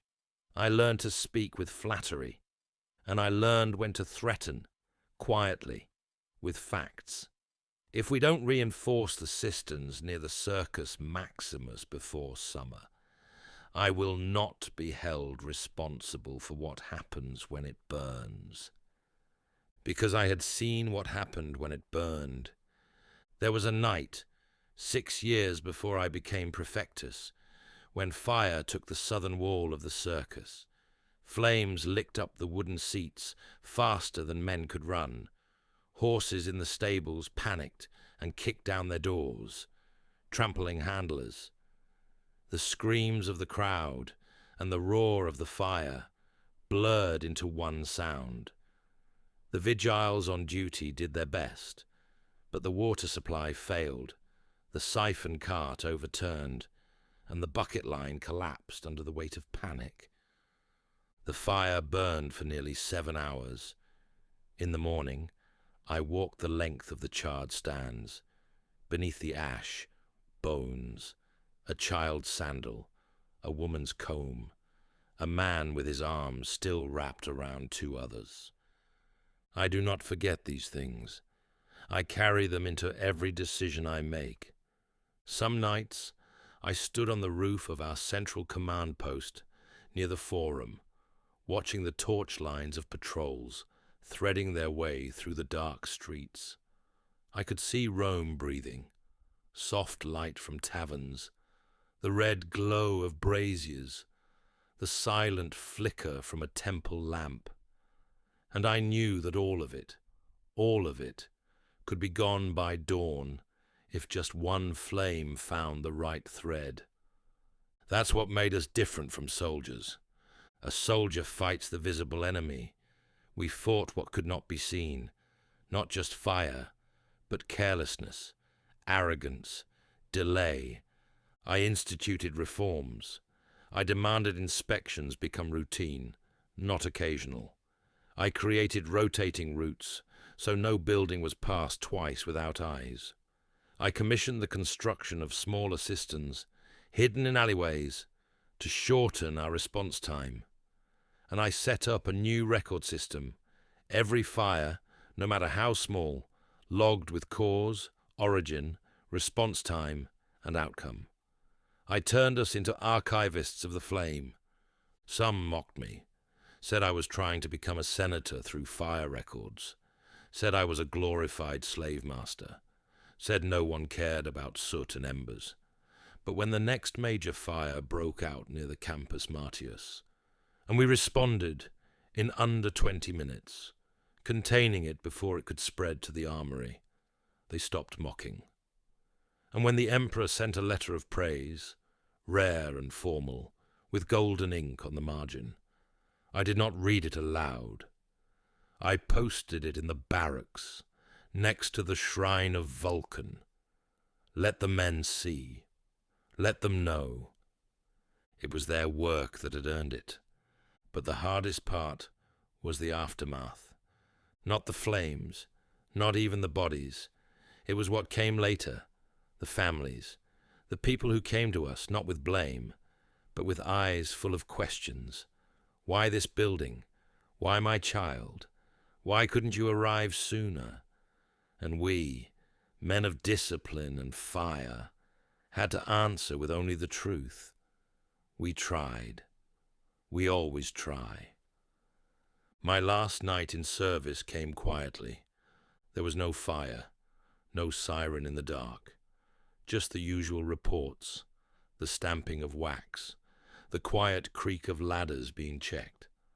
I walked the barracks alone after midnight, touched the edges of ropes that had been coiled 10,000 times, smelled the oil on the hooks, ran my hand over the smooth lip of a bucket I had carried as a young man, and I whispered thanks to the tools, to the walls, to the gods, to the men. They would not remember me with statues or coin, but they would remember the systems, the readiness, the feeling of being seen, of being led by someone who had once run toward the flame, not from it. I laid my tunic beside my scrolls, stripped of insignia. My work was finished. But the city, it still burned from time to time, and somewhere, beneath the rooftops, a horn would sound, a man would lift a bucket, and the work would begin again. They say the Vigiles only show up when something's already on fire. That's what I used to say too, back when I was younger, cockier, and more concerned with wine inventory than oil lamps. Back then, I kept a tavern at the base of an insula in the Subura, just off the Vicus Eugarius. I inherited the place from my father, who got it from his father, who got it for 2 goats and a handshake from a senator, too ashamed to admit he owned a bar in the slums. It was called Domus Venaria, though no one used the name. Locals called it Felix's place, and Felix was me. It was a decent living, so long as the stools didn't break, the vinegar stayed out of the amphorae, and the customers didn't try to kill each other after the 3rd cup of Falernian. What I didn't realize, what I didn't want to realize, was how close everything was to disaster. My building was 5 stories high, like a stack of chicken coops on top of each other. Wood frame balconies leaned out like drunkards. Upstairs, tenants cooked over open flame. Half the rooms had cracked oil jars sitting beneath crooked shelves of parchment.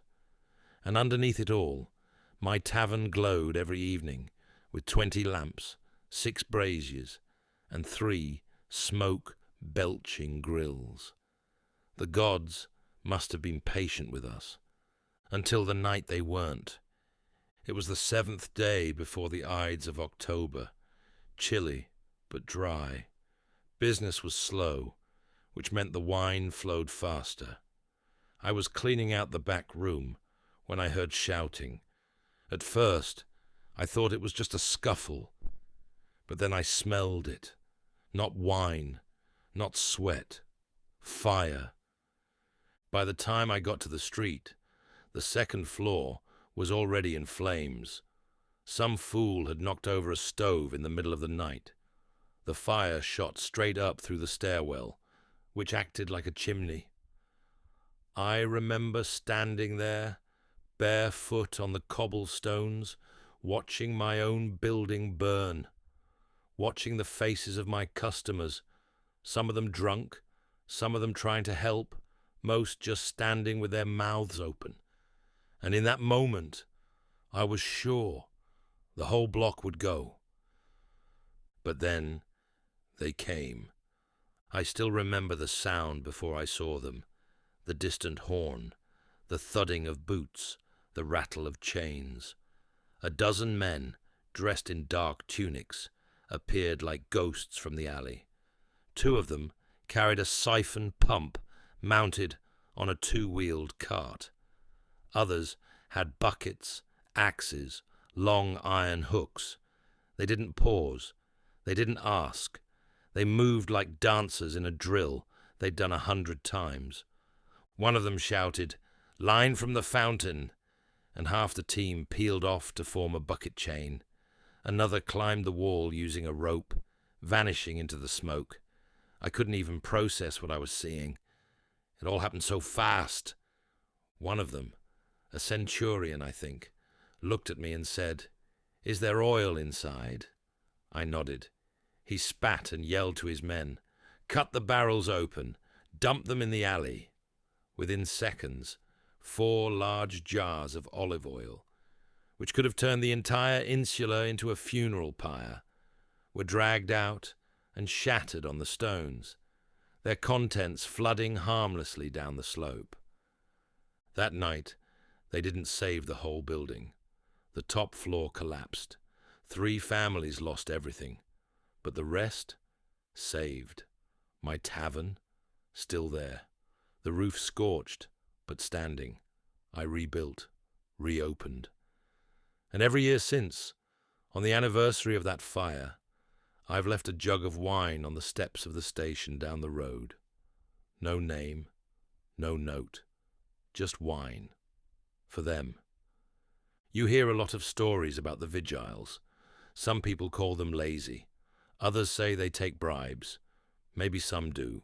Rome is Rome. But I'll tell you this.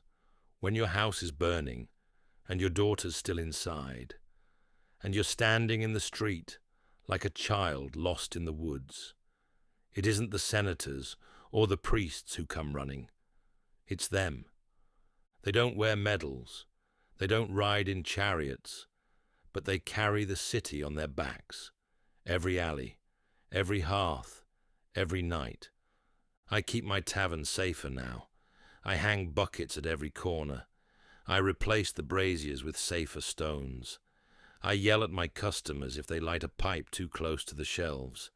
Some laugh at me, but I just think of that night, of the smoke, of the heat, of the moment I thought I'd lose everything, and of the men who ran toward it.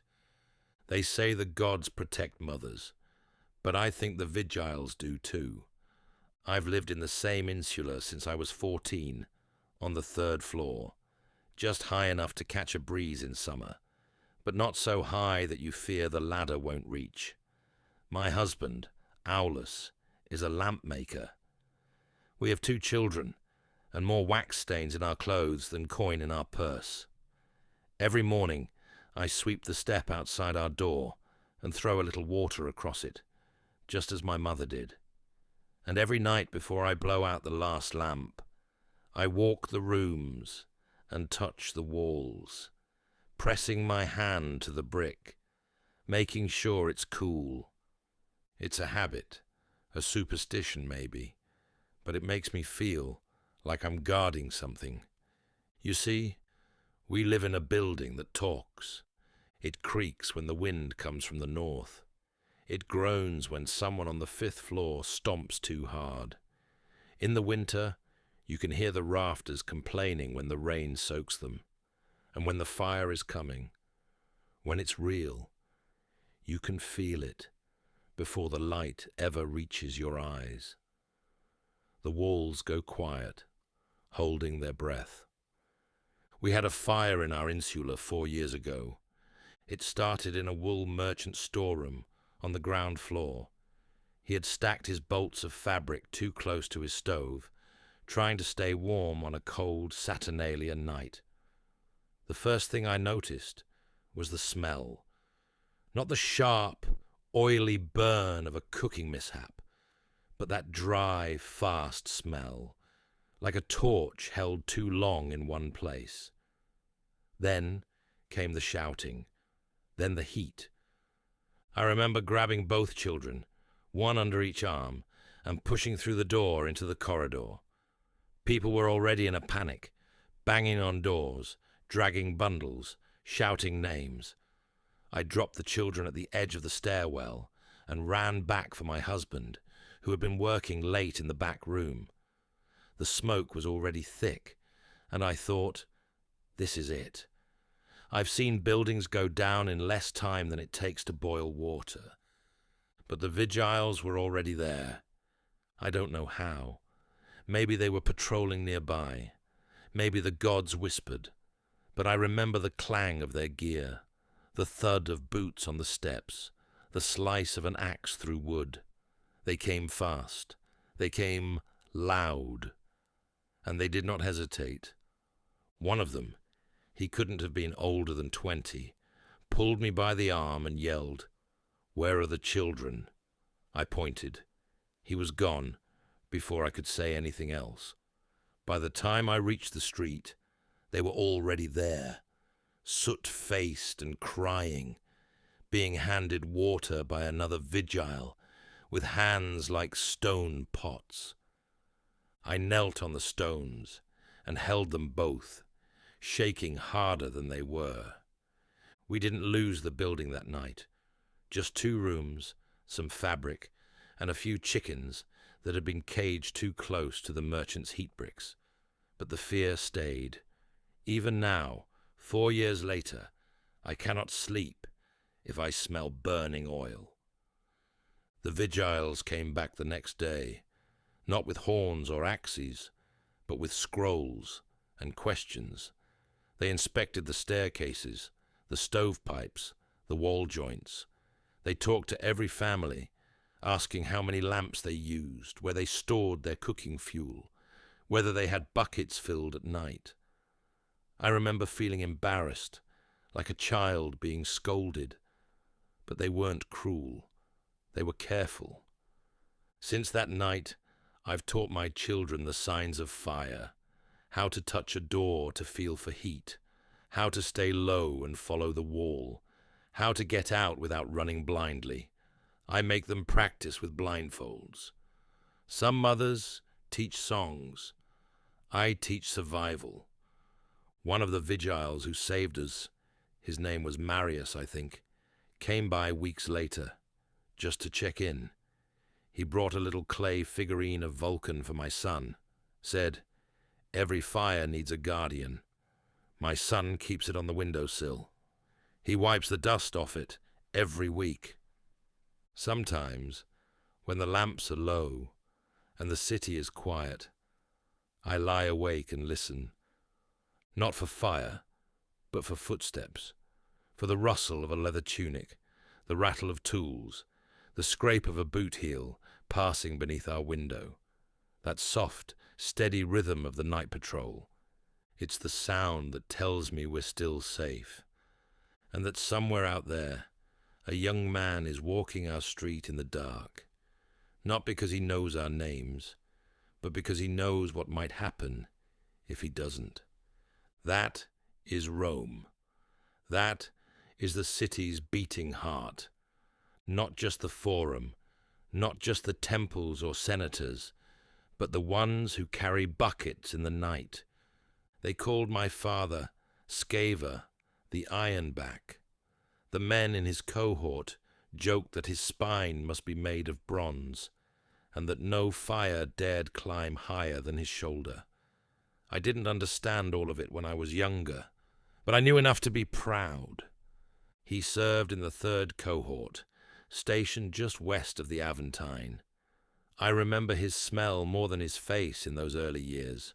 Smoke, oil, leather, and the faint trace of ash that clung to everything he owned, even when scrubbed. He would come home just before dawn, collapse onto the cot, and sleep like the dead. Sometimes I would sit beside him while he slept, watching the rise and fall of his chest, marveling at the calluses on his hands, the scars on his arms, the way his boots never quite stopped smelling like burned wood. I used to beg him to take me with him. "I'll carry the water," I'd say. "I can count the buckets. I won't be in the way." He'd laugh, that deep rumble in his throat that made my mother roll her eyes, but smile behind her hand. He always said the same thing. "When you can carry your sister with one arm and a bucket in the other, then we'll talk." I practiced every day. We lived in a small room above a cobbler's stall. It wasn't much, but it had a window that looked out over the alley where the Vigiles passed on patrol. Every evening, just after the 9th hour, I'd watch them. Sometimes I saw my father at the front of the line, his hook slung across his back like a warrior's sword, his steps heavy and sure. The other boys in the alley would play at being soldiers or gladiators. Not me. I was a Vigile in every game I played. One night, it wasn't a game. I woke to shouting in the street, then the crack of something heavy, then screaming. My mother grabbed me and my sister and shoved us into the hallway. Heat washed up the stairwell like breath from a dragon. It was the lampmaker's shop, 2 doors down. Something had exploded. Flames were already leaping from the lower floor. The cobbler's stall beneath us was filled with smoke. My mother tried to go back for something. I don't remember what. But a beam fell across the doorway, and we were trapped. I don't remember what I said. I just remember that I screamed. My throat was raw in seconds. Then there were voices, loud, steady, not panicked, boots on the stairs. I heard the hiss of water, the crash of iron against wood, and then his voice, my father's voice, calling my name. They broke through the wall next to our room. He came through first, soaked to the bone, covered in soot. He didn't hesitate. He grabbed my sister in one arm, pulled me in with the other, and backed out the way he came. Another Vigile held my mother's arm, guiding her through the gap. We stumbled down the stairs, half of them still smouldering, and out into the alley, where the air felt colder than I ever remembered it. He didn't stay with us long. He handed me to a neighbor, kissed my mother's forehead, and ran back in. They fought the fire until just before dawn. 2 buildings were lost, but no lives. When he came home that morning, I saw his eyes were red, not just from smoke, but from something deeper. He sat down heavily, pulled off his boots, and looked at me in a way I'd never seen before, like he wasn't sure if I still saw him the same way. I did, more than ever.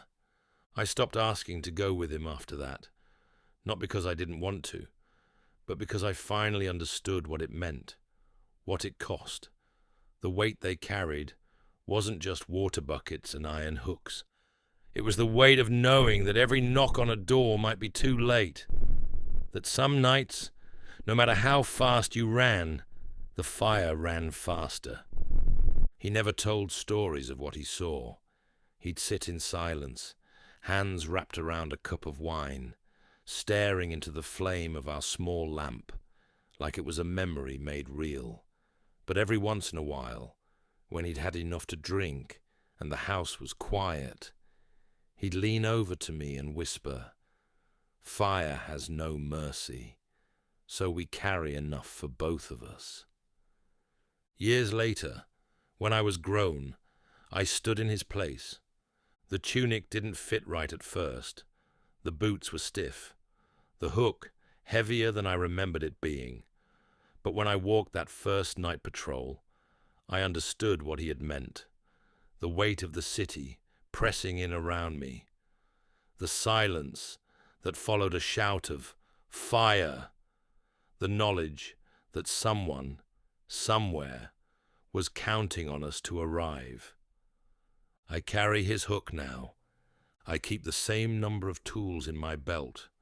I walk the same alley. And every year, on the anniversary of the fire that nearly took my family, I hang a single lamp from the corner of our old insula. Not too high, not too low. Just enough so that any passing Vigile will see the light. And know, someone remembers. Someone still watches. He left before dawn, as he always did. I remember the sound of his boots more than his voice that morning. He didn't wake me. He never did. Not when he had the early rotation. I would feel the bed shift, hear the creak of the old wooden floor, the soft rustle of leather straps being tied, and then silence, except for the steady thump of boots as he descended the stairs. I lay in bed longer that morning than usual. The children were still asleep, and the house was wrapped in the soft light that comes just before the market bell. His scent still clung to the blanket, smoke and olive oil, and a trace of the soap I made him. I remember turning my face into that scent, whispering a small prayer I had said 100 times. Keep him quick, keep him strong, keep the fire away. His name was Lucius Varro, a decurion in the 6th cohort. He was not a hero by title. He didn't command legions or bear golden standards, but he was a man of the city, a man who could walk blindfolded from the Porta Trigemina to the Forum, and name every cistern, every stairwell, every roofline. He once caught a roof tile with his bare hand as it slid from a burning insula, just to shield a child beneath. He didn't speak of it. The mother told me later. She wept as she spoke, and I wept with her, not for the story, but because I knew he would never tell it himself. That night was dry, one of those sharp Roman nights where the air crackles with potential. He had warned me earlier in the week. "It's coming," he said. "You can feel it in the wood, in the pitch along the gutters. We've had no rain in 8 days. I'd seen it in his face, that tightness around his mouth, the way he ran his thumb along the edge of his belt as he spoke. That was how I knew he was preparing for something. The fire began in Region 9, not far from the Tiber, a warehouse packed too tightly with lamp oil, wine, and hay. The explosion was heard 3 streets away. People thought it was thunder. By the time the first patrol arrived, the flames were climbing into the night sky like a second sunrise. They say he was first up the ladder. They say he pulled 4 people from the top floor before the roof gave in. They say he could have made it down, but someone was calling. Someone was still inside. So he went back. They found him beneath the north wall, still shielding the woman he tried to carry out. She survived. Her hands are burned, her face scarred. She visits me once a year. She never speaks.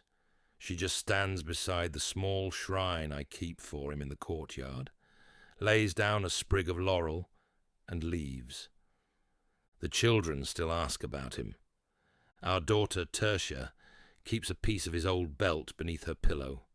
Our son, Gaius, walks past the station house every day on the way to school.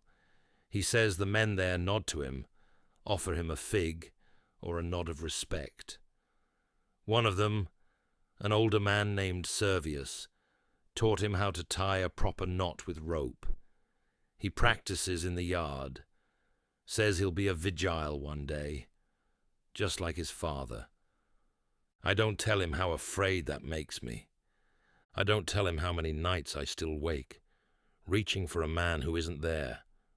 Instead, I keep the lamp burning. I light it every night at sunset. I place it by the doorway, facing the street. Not because I'm waiting for him. I've made peace with that. But because someone out there is walking the darkened alleys, carrying a bucket and a hook, and watching windows for flickers of danger. I want them to know this home remembers, that someone in this city still believes in what they do. We speak often of Rome's greatness, its emperors, its triumphs, its marble monuments. But for every column that stands, there were 10 men who kept it from burning. My husband was one of them. His name is not on a statue, but it is carved in my memory, in the walls of our home, in the hearts of the men who served beside him. Lucius Varro, father, husband, Vigile. He did not die in glory.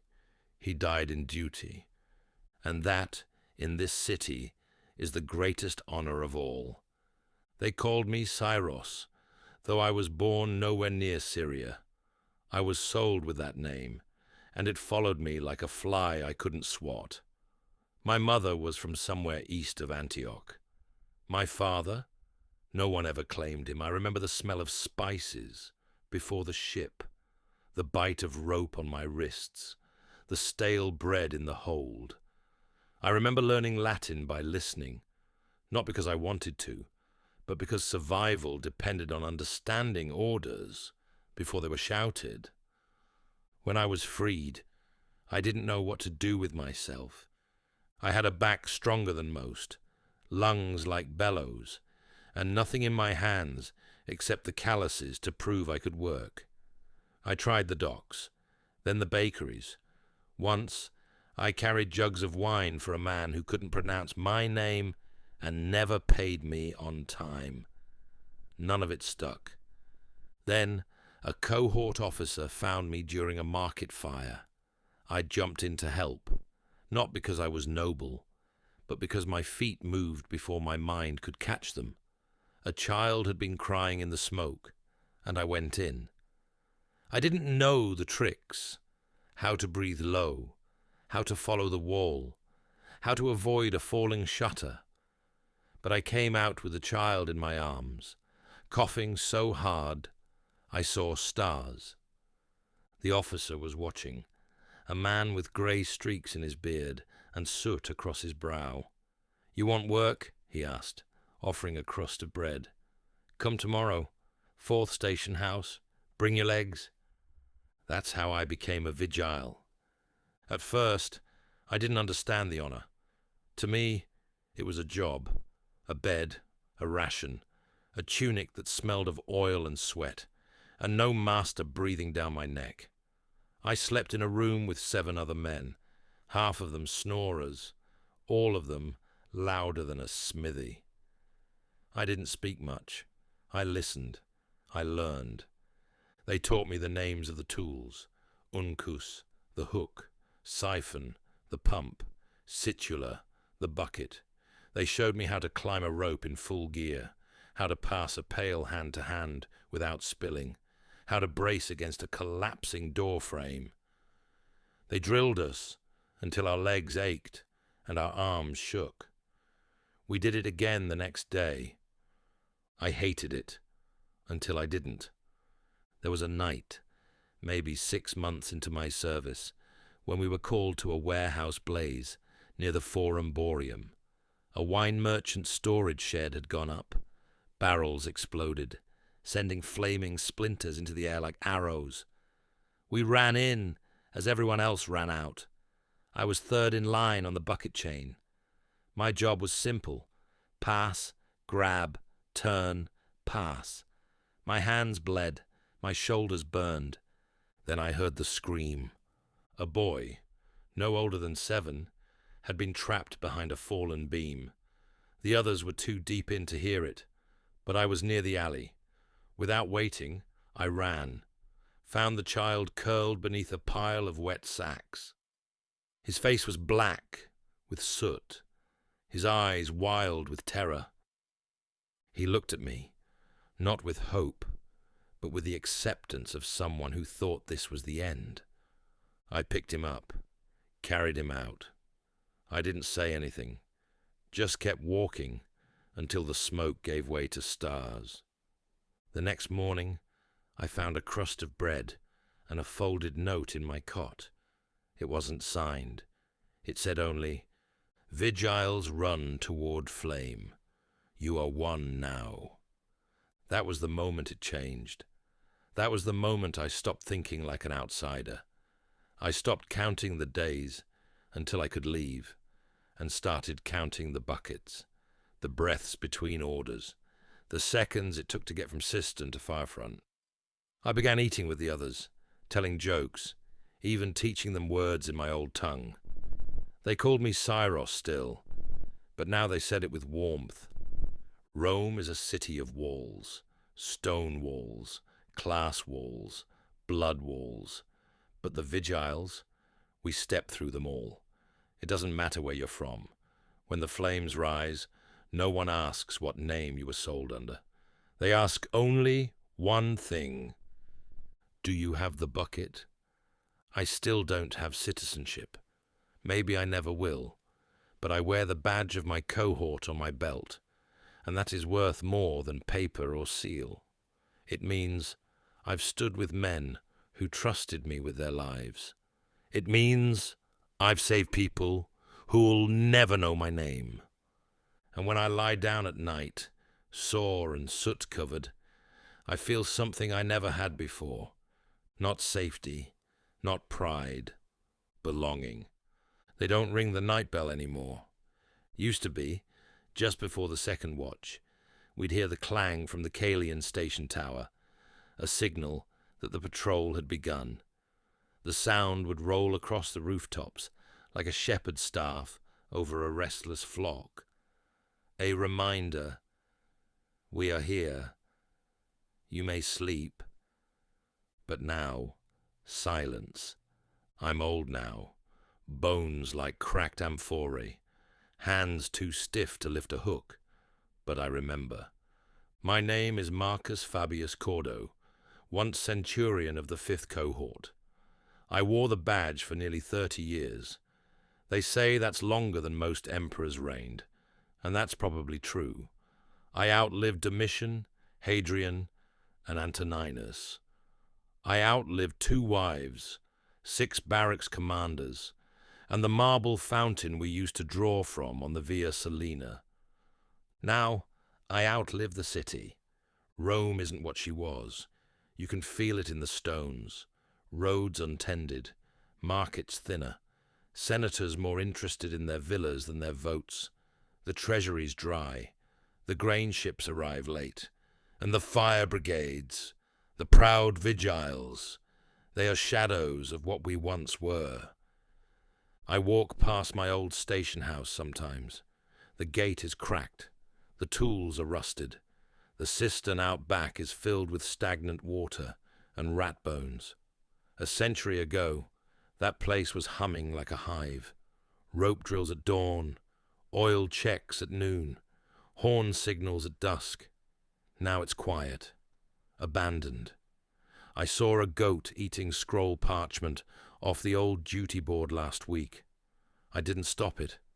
What would be the point? But even so, even now, I remember how it felt.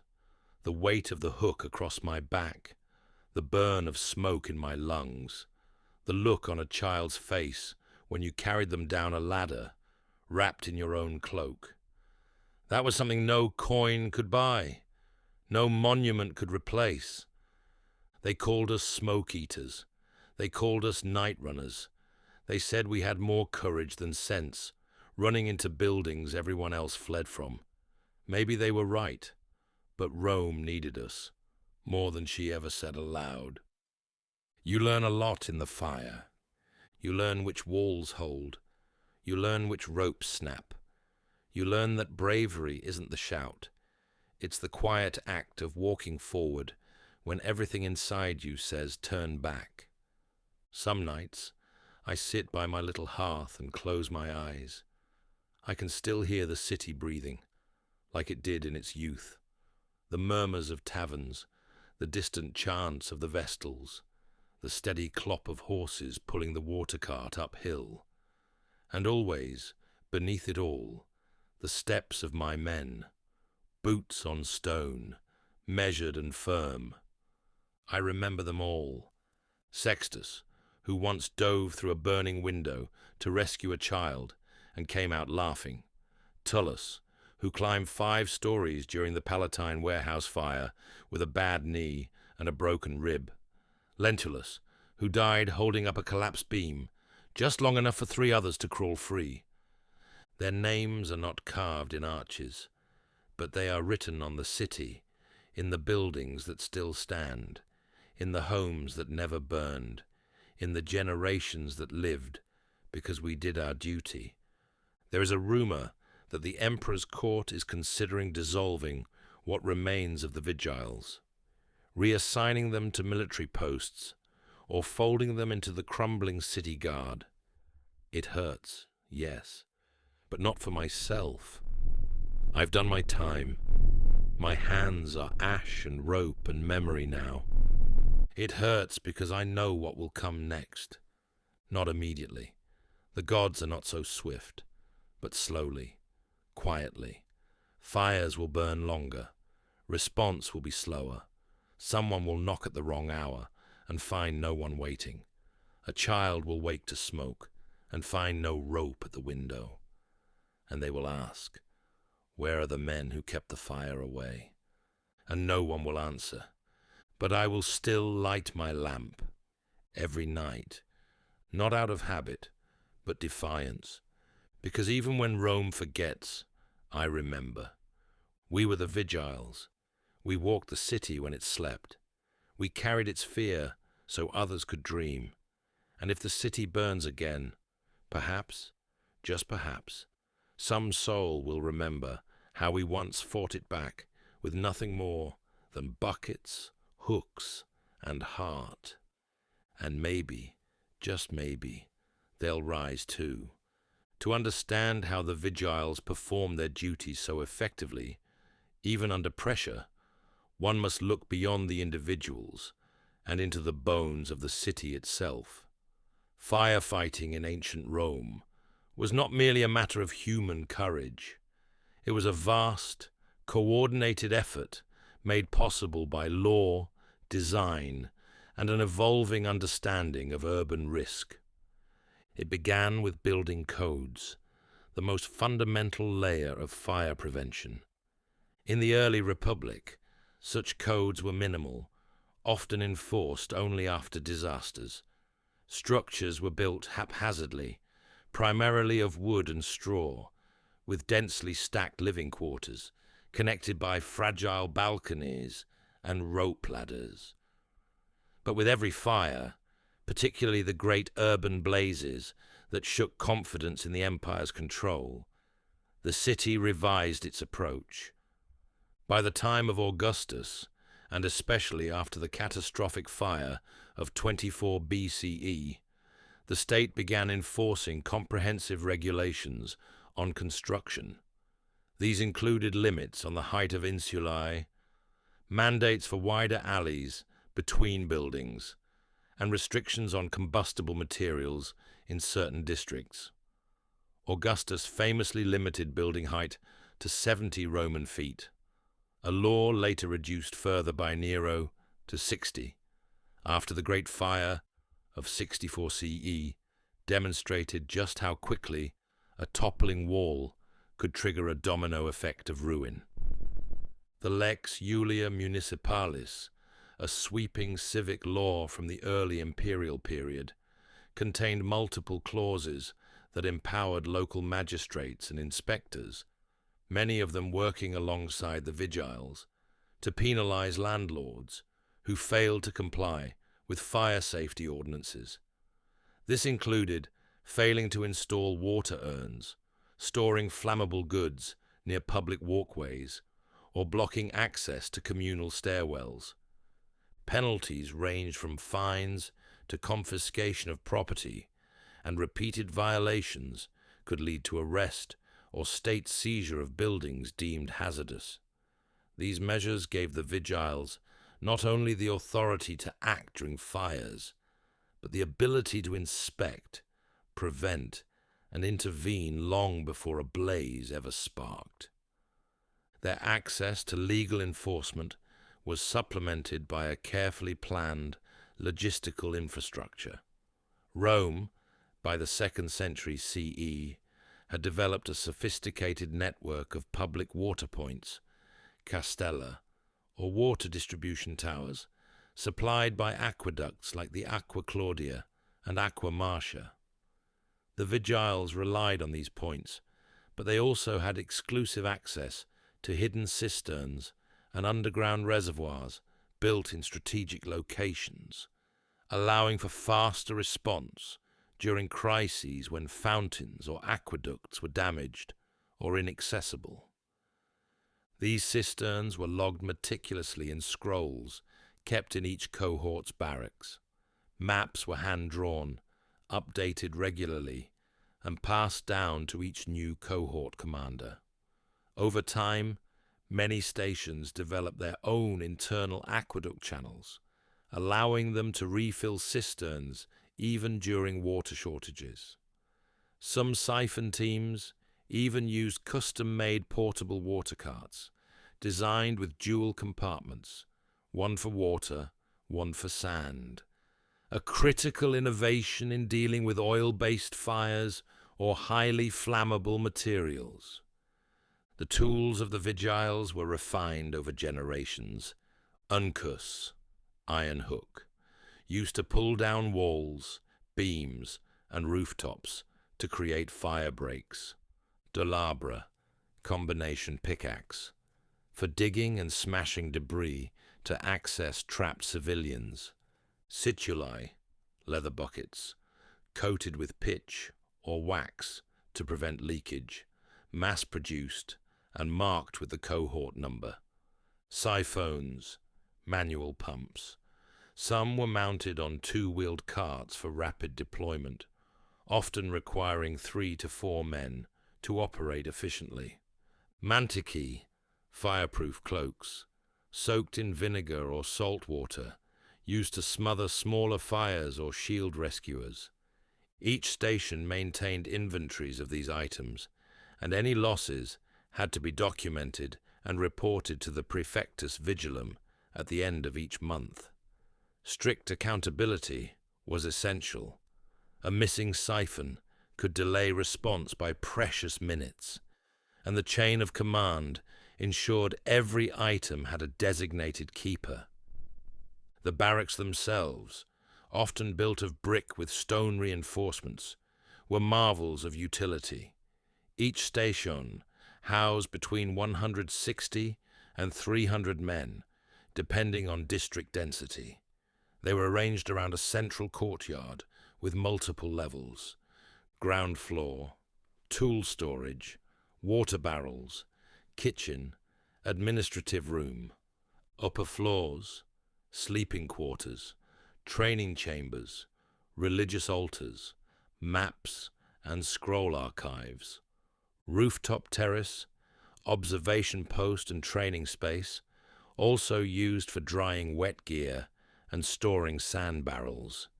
These facilities often included a Vigiles-only shrine, where Vulcan, the god of fire, and Vesta, goddess of the hearth, were jointly honored, two divine forces symbolizing both the destructive and sacred nature of flame.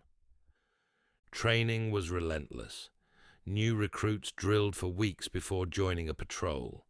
They were tested not only on physical strength, but on rope handling, rescue tactics, basic first aid, and quick decision-making under stress. Cohorts conducted night drills, simulating multi-story fires, coordinated evacuations, and waterline efficiency. These weren't just exercises. They were performances of muscle memory that would one day mean the difference between containment and catastrophe. Communication across the city was facilitated by a system of acoustic signals, horns with distinct blasts for different districts, runner messengers bearing wax tablets or emergency tokens, and later torch signals from designated rooftops when a large fire needed reinforcements from multiple cohorts. Each district had a fire profile, an internal document kept by the cohort, assessing which buildings were most at risk, where bottlenecks occurred during evacuations, and which families required priority assistance, especially those with infants, elders, or disabled members. These profiles, updated regularly, were the quiet brilliance behind the Vigiles' efficiency. Long before the fire started, they already knew how it might behave. And yet, despite all this preparation, fire was never truly tamed. It remained a spectre, waiting, watching, hungry for the smallest mistake, which is why the legislation never stopped evolving. After the Great Fire of 64 CE, Nero's administration enacted sweeping reforms. He mandated the use of non-flammable materials in high-risk areas, brick, tile, and concrete, rather than timber and reed. He widened alleyways, restricted the height of new insulae, and required the installation of rooftop water tanks in all new constructions. Some landlords protested the cost. Nero paid some of it from the imperial treasury, but only for buildings housing poor citizens. The rich were expected to carry their own burden. Later emperors, such as Trajan and Hadrian, refined these laws, adding clauses about proper spacing between tenements, improved chimney designs, and mandates for every household to store a minimum amount of water at all times. These laws were enforced by the Vigiles, who operated with a mix of authority, discretion, and on-the-ground judgment. Fines collected were often reinvested into station upkeep, new tools, or public education efforts, because yes, the Vigiles also taught. They gave public demonstrations during festivals, they visited schools, they lectured merchants on safe torch handling and proper oil storage. They distributed scrolls, or read them aloud to the illiterate, outlining safe evacuation practices. Theirs was not just a reactive service. It was proactive, educational, woven into the life of the city, like the grain routes and aqueducts. And that is perhaps the most lasting legacy of the Vigiles. They proved that safety was not a luxury. It was a discipline, a public trust, and a shared responsibility. It did not happen all at once. Rome was too large, too proud, too entangled in its own inertia for anything to vanish overnight. The decline of the Vigiles, like that of the empire itself, was a slow extinguishing. First, a flicker, then a smoulder, and finally, a dark, invisible hush, where once there had been fire and purpose. By the late 3rd century CE, the political center of the empire had shifted. Emperors no longer ruled exclusively from Rome. They moved between frontier camps, from Trier to Milan to Nicomedia. Rome remained the symbolic heart, yes, but increasingly it beat without blood. Resources that once flowed into the city's administrative organs, including the Vigiles, were redirected to the military, to fortresses along the Rhine, or to pay Germanic mercenaries hired to plug the widening cracks in Rome's borders. Funding dried up. What once had been a generously budgeted civil service began to suffer shortages of every kind: leather, tools, clean water, oil for lanterns. Entire stations were left unrepaired. When a cistern cracked near the Palatine, no engineer was dispatched to seal it. The well eventually caved in. Buckets vanished from inventory without replacement.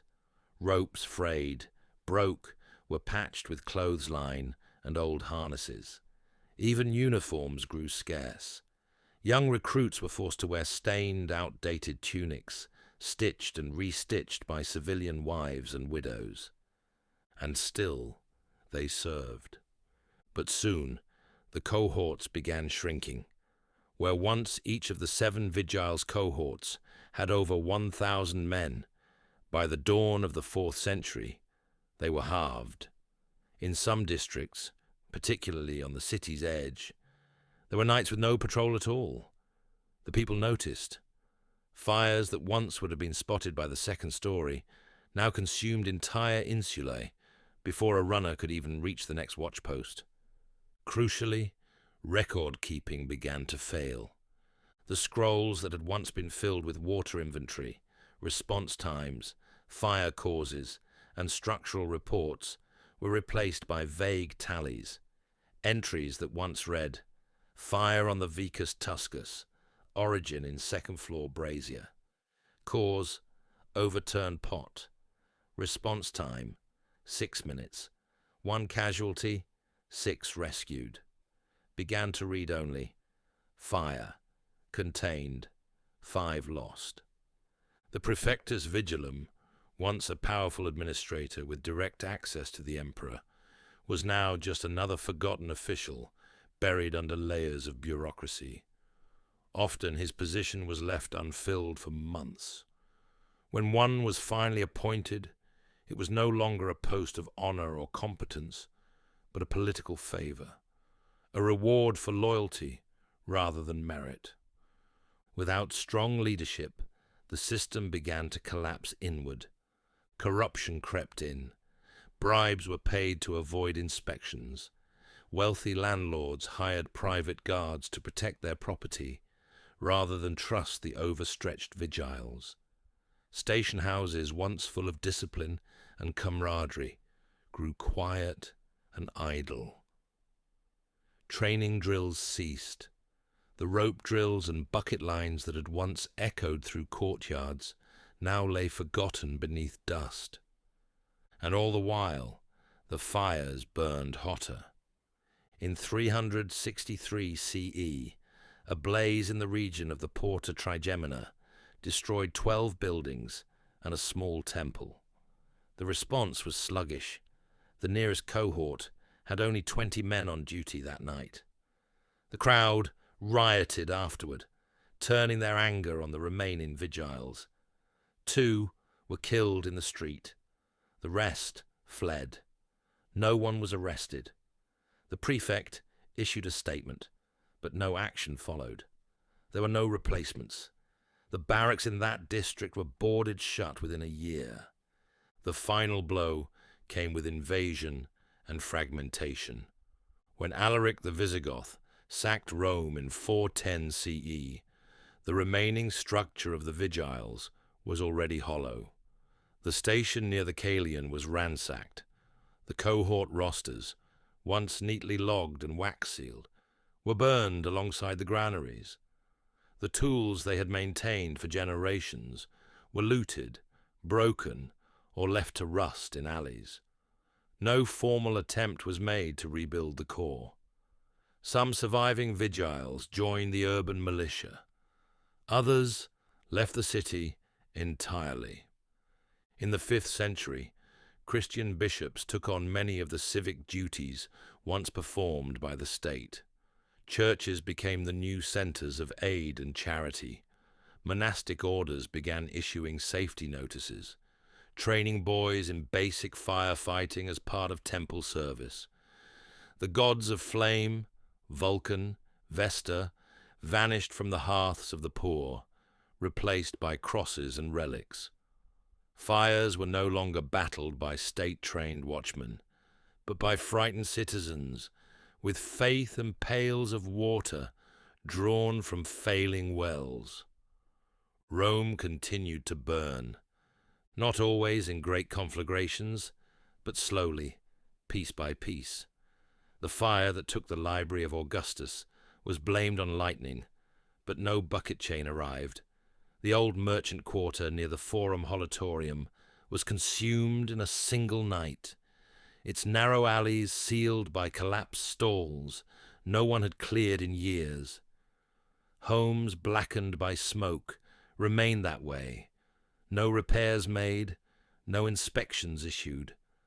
The barracks crumbled, buried beneath layers of dust, repurposed for storage, or left to the rats. Their marble floors cracked. The altars to Vulcan faded. The hooks rusted. The names on the wall, those simple inscriptions of men who had given their lives for others, chipped away, erased by time. By the 6th century, the Vigiles were gone. Their names survived only in passing, scribbled by monks copying ancient texts. Some historians wrote of them with awe. Others dismissed them as a minor footnote in the administrative sprawl of a decaying world. But they had once been more than that. They had once been Rome's quiet protectors. They had once stood between flame and family. They had once carried water into the mouth of the inferno, not for glory, not for gold, but because someone had to. And though no horn sounded to mark their end, the silence they left behind was deafening. They did not fall in battle. They did not vanish in fire. They were simply forgotten. And yet, beneath modern Rome, archaeologists still find their tools, their inscriptions, their cisterns, their ladders, their worn leather buckets etched with cohort numbers. And for a brief moment, when uncovered in the sunlight, It is as if they rise again, those men who once walked the night with torches and resolve. Their watch may have ended, but their fire never truly died. There are no triumphal arches for the Vigiles, no grand statues in bronze, no odes by Virgil, no emperors buried alongside them. They pass through the city like shadows, watchful, quiet, often unthanked. And yet they were the backbone of safety in a metropolis famed not just for its grandeur, but for its volatility. In a world of timber and flame, their courage was the city's firewall. Rome taught the world many things: how to build, how to govern, how to conquer. But buried in the ashes of its forgotten corners lies another lesson, one not carved in marble, but in action, sweat, and silent service, that the greatest cities are not just built by those who dream of glory, but by those who protect those dreams when they are most fragile. The Vigiles were pioneers. They were the first to say, fire must be fought, not feared. They invented bucket chains, maintained water maps, climbed burning walls, trained for chaos. They passed knowledge across generations, not through books, but through hands and instinct. They treated safety as a civic right, not a private privilege. Their methods, born from crisis, became the foundation for every fire brigade that followed. When a firefighter today dons a uniform, straps on gear, and enters a burning home, they carry with them echoes of those Roman men who once walked through smoke-choked alleys with only a leather bucket and a prayer. They carry the legacy of rope drills on stone rooftops, of late-night inspections by torchlight, of a hand reaching through fire to pull a stranger from the dark. This, too, is civilization, not the height of temples, but the depth of compassion. In Rome, the flame was both sacred and feared. It warmed the hearth, lit the temples, guided the dead, but it also threatened everything. The Vigiles understood this better than anyone. They were not merely firemen, they were guardians of equilibrium, standing between civilization and collapse, night after night. And though their watch ended centuries ago, their example remains. Every emergency service today that responds not for riches, but out of duty, continues their mission. Every system of prevention, preparedness, and public responsibility is a distant descendant of their ethos. Their discipline, their structure, their humility, these still live. So let us remember them, not only as part of Rome's past, but as part of humanity's enduring answer to chaos. They remind us that in every city there must be those who stand ready, not for fame, not for reward, but because when the fire comes, someone must walk toward it. Let the record stand then. Here served the Vigiles, Rome's silent guardians of flame. They held the line. They built no empires, but they saved them, one bucket at a time. In the silence after the fire, there is always stillness. The crackle subsides. The water drips from scorched stone. The streets empty, except for smoke coiling from half-charred rafters, and the dull glint of tools scattered on the cobbles. In that moment, the world holds its breath, and what remains is what matters most. It was always in that silence that the Vigiles did their final work, quietly wrapping wounds, recounting names, logging the time the alarm was raised and how long it took to arrive, marking which buckets were lost, which walls held, which homes were saved. And then, without fanfare, They prepared for the next one. This was not heroism as the poets told it. No trumpets, no cheering crowds, only sweat, smoke, and duty, a form of love unspoken. Rome was a city built on pride, but it was kept alive by humility, and the Vigiles were the quiet heart of that humility. They taught us that greatness isn't built in moments of glory, but in preparation, repetition, and resolve. That courage is not the absence of fear, but the decision to keep moving through it, up stairwells, across collapsing beams, into the breathless dark. And what now? Now, their barracks are ruins, their cisterns are silent, their names mostly lost, but the principle that someone must always be ready, that vigilance is what lets others sleep, that survives, in the red lights of modern fire engines, in the drills in distant cities, in the soot-lined helmets on shoulders that still run toward the blaze. The fire never truly ends, but neither does the watch. Let us remember, though the empire crumbled and the temples cracked and the gods fell silent, the legacy of the Vigiles remains, in the quiet strength of those who carry water to the flame. Still, watch over the city, even in sleep, especially then. Theirs was the night shift of civilization, and their torch still burns. Imagine Rome at night. Not the Rome of marble and column, but the real city, the lived-in city, the Rome of cracked tiles and lanterns swaying on ropes between balconies, a baby crying in a fifth-floor window, a pot boiling over in a cramped back room, a family sleeping side by side in a single room, unaware of the soot gathering on the eaves above them.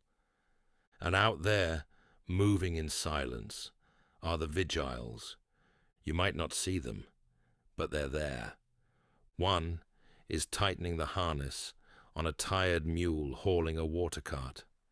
Another is patrolling an alley, pausing at each cistern, dipping his hand to check the level. Another crouches at the base of an insula, his ear pressed to the wall, listening for the creak that shouldn't be there. Another climbs a ladder, not for a rescue, but to check that the rain gutter isn't clogged with flammable rubbish. These were not dramatic acts, but they were necessary. Every single night. What we forget in modern life is how fragile it all is, how easily the thread of civilization unravels when vigilance is lost. The Vigiles remembered. They reminded us, without needing to speak, that cities don't survive because of walls or emperors. They survive because someone stays awake, someone checks the oil lamp, someone taps the cistern lid, someone listens. And even now, with centuries between us and their watch, we can feel their example. In the firefighter polishing a hose after midnight, in the city planner who mandates fire lanes in high-density zones, in the parent who checks that the stove is off before going to bed. Their hands are no longer lifting buckets, but their spirit has entered ours. It lives in precaution. It lives in preparedness. It lives in care. So if you ever find yourself standing near the ruins of Rome, say, in the Forum, or above the remains of the barracks on the Caelian Hill, pause, listen, and if you hear nothing, remember this: that silence was earned, because someone, long ago, stood where you stand now, faced a flame, carried a child, passed a bucket, kept a promise, not for glory, not for gold, but because the city was breathing, and they refused to let it burn. Close your eyes and picture them. The soot-blackened hands, the leather straps worn from years of service, the weary eyes that scanned rooftops even when there were no alarms, the quiet oath, spoken not aloud, but lived every night. I will go where others do not. In the great sweep of history, it is easy to forget the ones who did not shape the world through conquest or decree, but through watchfulness, devotion, and sacrifice. Rome was a city of fire, both metaphorical and real. Ambition burned in its senate, pride burned in its temples, passion burned in its streets, and actual flames, flames without mercy, burned in its homes. And yet, it stood for centuries, not because it never burned, but because someone was always there to put the fire out. Someone poor, someone faceless, someone whose name did not survive, but whose courage did. The Vigiles were never Rome's generals, poets, or emperors. They were its last line of protection, its first responders in the dark, its unsung builders, its soul in silence. And now, they are a story, but not just a memory. They are part of every red light on an engine, every helmet hanging by a bunk, every firefighter lacing their boots, every responder training under rain and dusk and weight. They remind us that cities are not kept by laws alone, but by those willing to run toward danger, bucket in hand, breath held, resolve steady. In every age, ancient or modern, someone must carry the flame of vigilance, not to spread it, but to resist it. Let us not forget them. Let us not allow their last ember to die unmarked. Somewhere beneath modern Rome, the bricks still remember. They remember the slap of boots in a midnight sprint, the clang of a bucket dropped in haste, the rush of water through carved channels, the barked orders and breathless prayers. Even if the men who ran those corridors are dust now, their echo remains in the city's bones. For what is legacy, if not the shape you leave in the stone after you're gone? Not every monument must be carved. Not every hero must be named. There are those who serve not for glory, but for duty, not for the future, but for the moment. Because if that moment fails, no future follows.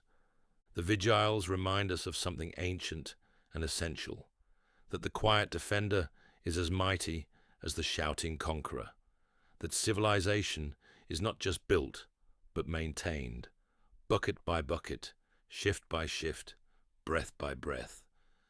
So now, centuries later, in cities far from the Tiber's bend, every time a firefighter leans into smoke, every time a rescue team hauls a hose into flame, every time someone watches while others sleep, they continue a story written long before sirens and uniforms.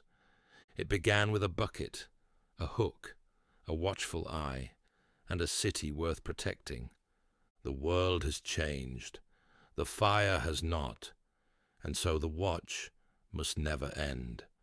To the Vigiles of Rome, who stood the longest watch, and whose names were carried off in smoke, you are seen, you are honored, you are remembered. This flame will not be forgotten.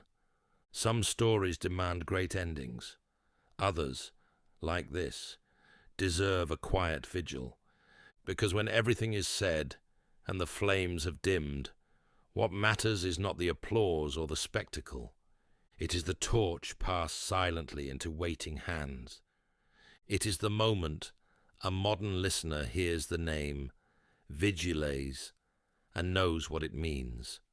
Not just a corps, not just a footnote, but a blueprint for service, for readiness, for courage when the world sleeps. And so, if this work lives on shelves, in ears, across screens, it should carry not only knowledge, but honor. Let it speak for those who cannot. Let it light a fire, not of destruction, but of remembrance. Let this audiobook be a tribute not only to what was, but to what should always be, that someone must watch, that someone must stand ready, that someone must care enough to enter the flame. The fire is out, the city sleeps, the torch is yours now, and the watch continues. The city sleeps again, not just the Rome of the past, but all cities, the ones of stone and those of steel, the ones on rivers and the ones in sand. Every civilization, great or humble, dreams the same dream, of safety, of shelter, of a night without fear. And always, someone watches. You don't always see them, they don't always speak, but they're there. Sometimes in helmets, sometimes in robes, sometimes in quiet resolve passed from generation to generation.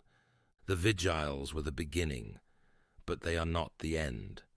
Their story has been told now, not as a eulogy, but as a signal fire, not to mourn them, but to carry them forward. You now hold what they once carried, the knowledge, the duty, the light. Let this work not just inform, but inspire. Let it rest on shelves not to gather dust, but to burn steadily in the minds of those who serve, whether with buckets or with courage or with care. You are now part of the watch, and the fire, though ancient, is never truly gone, but neither are those who answer its call.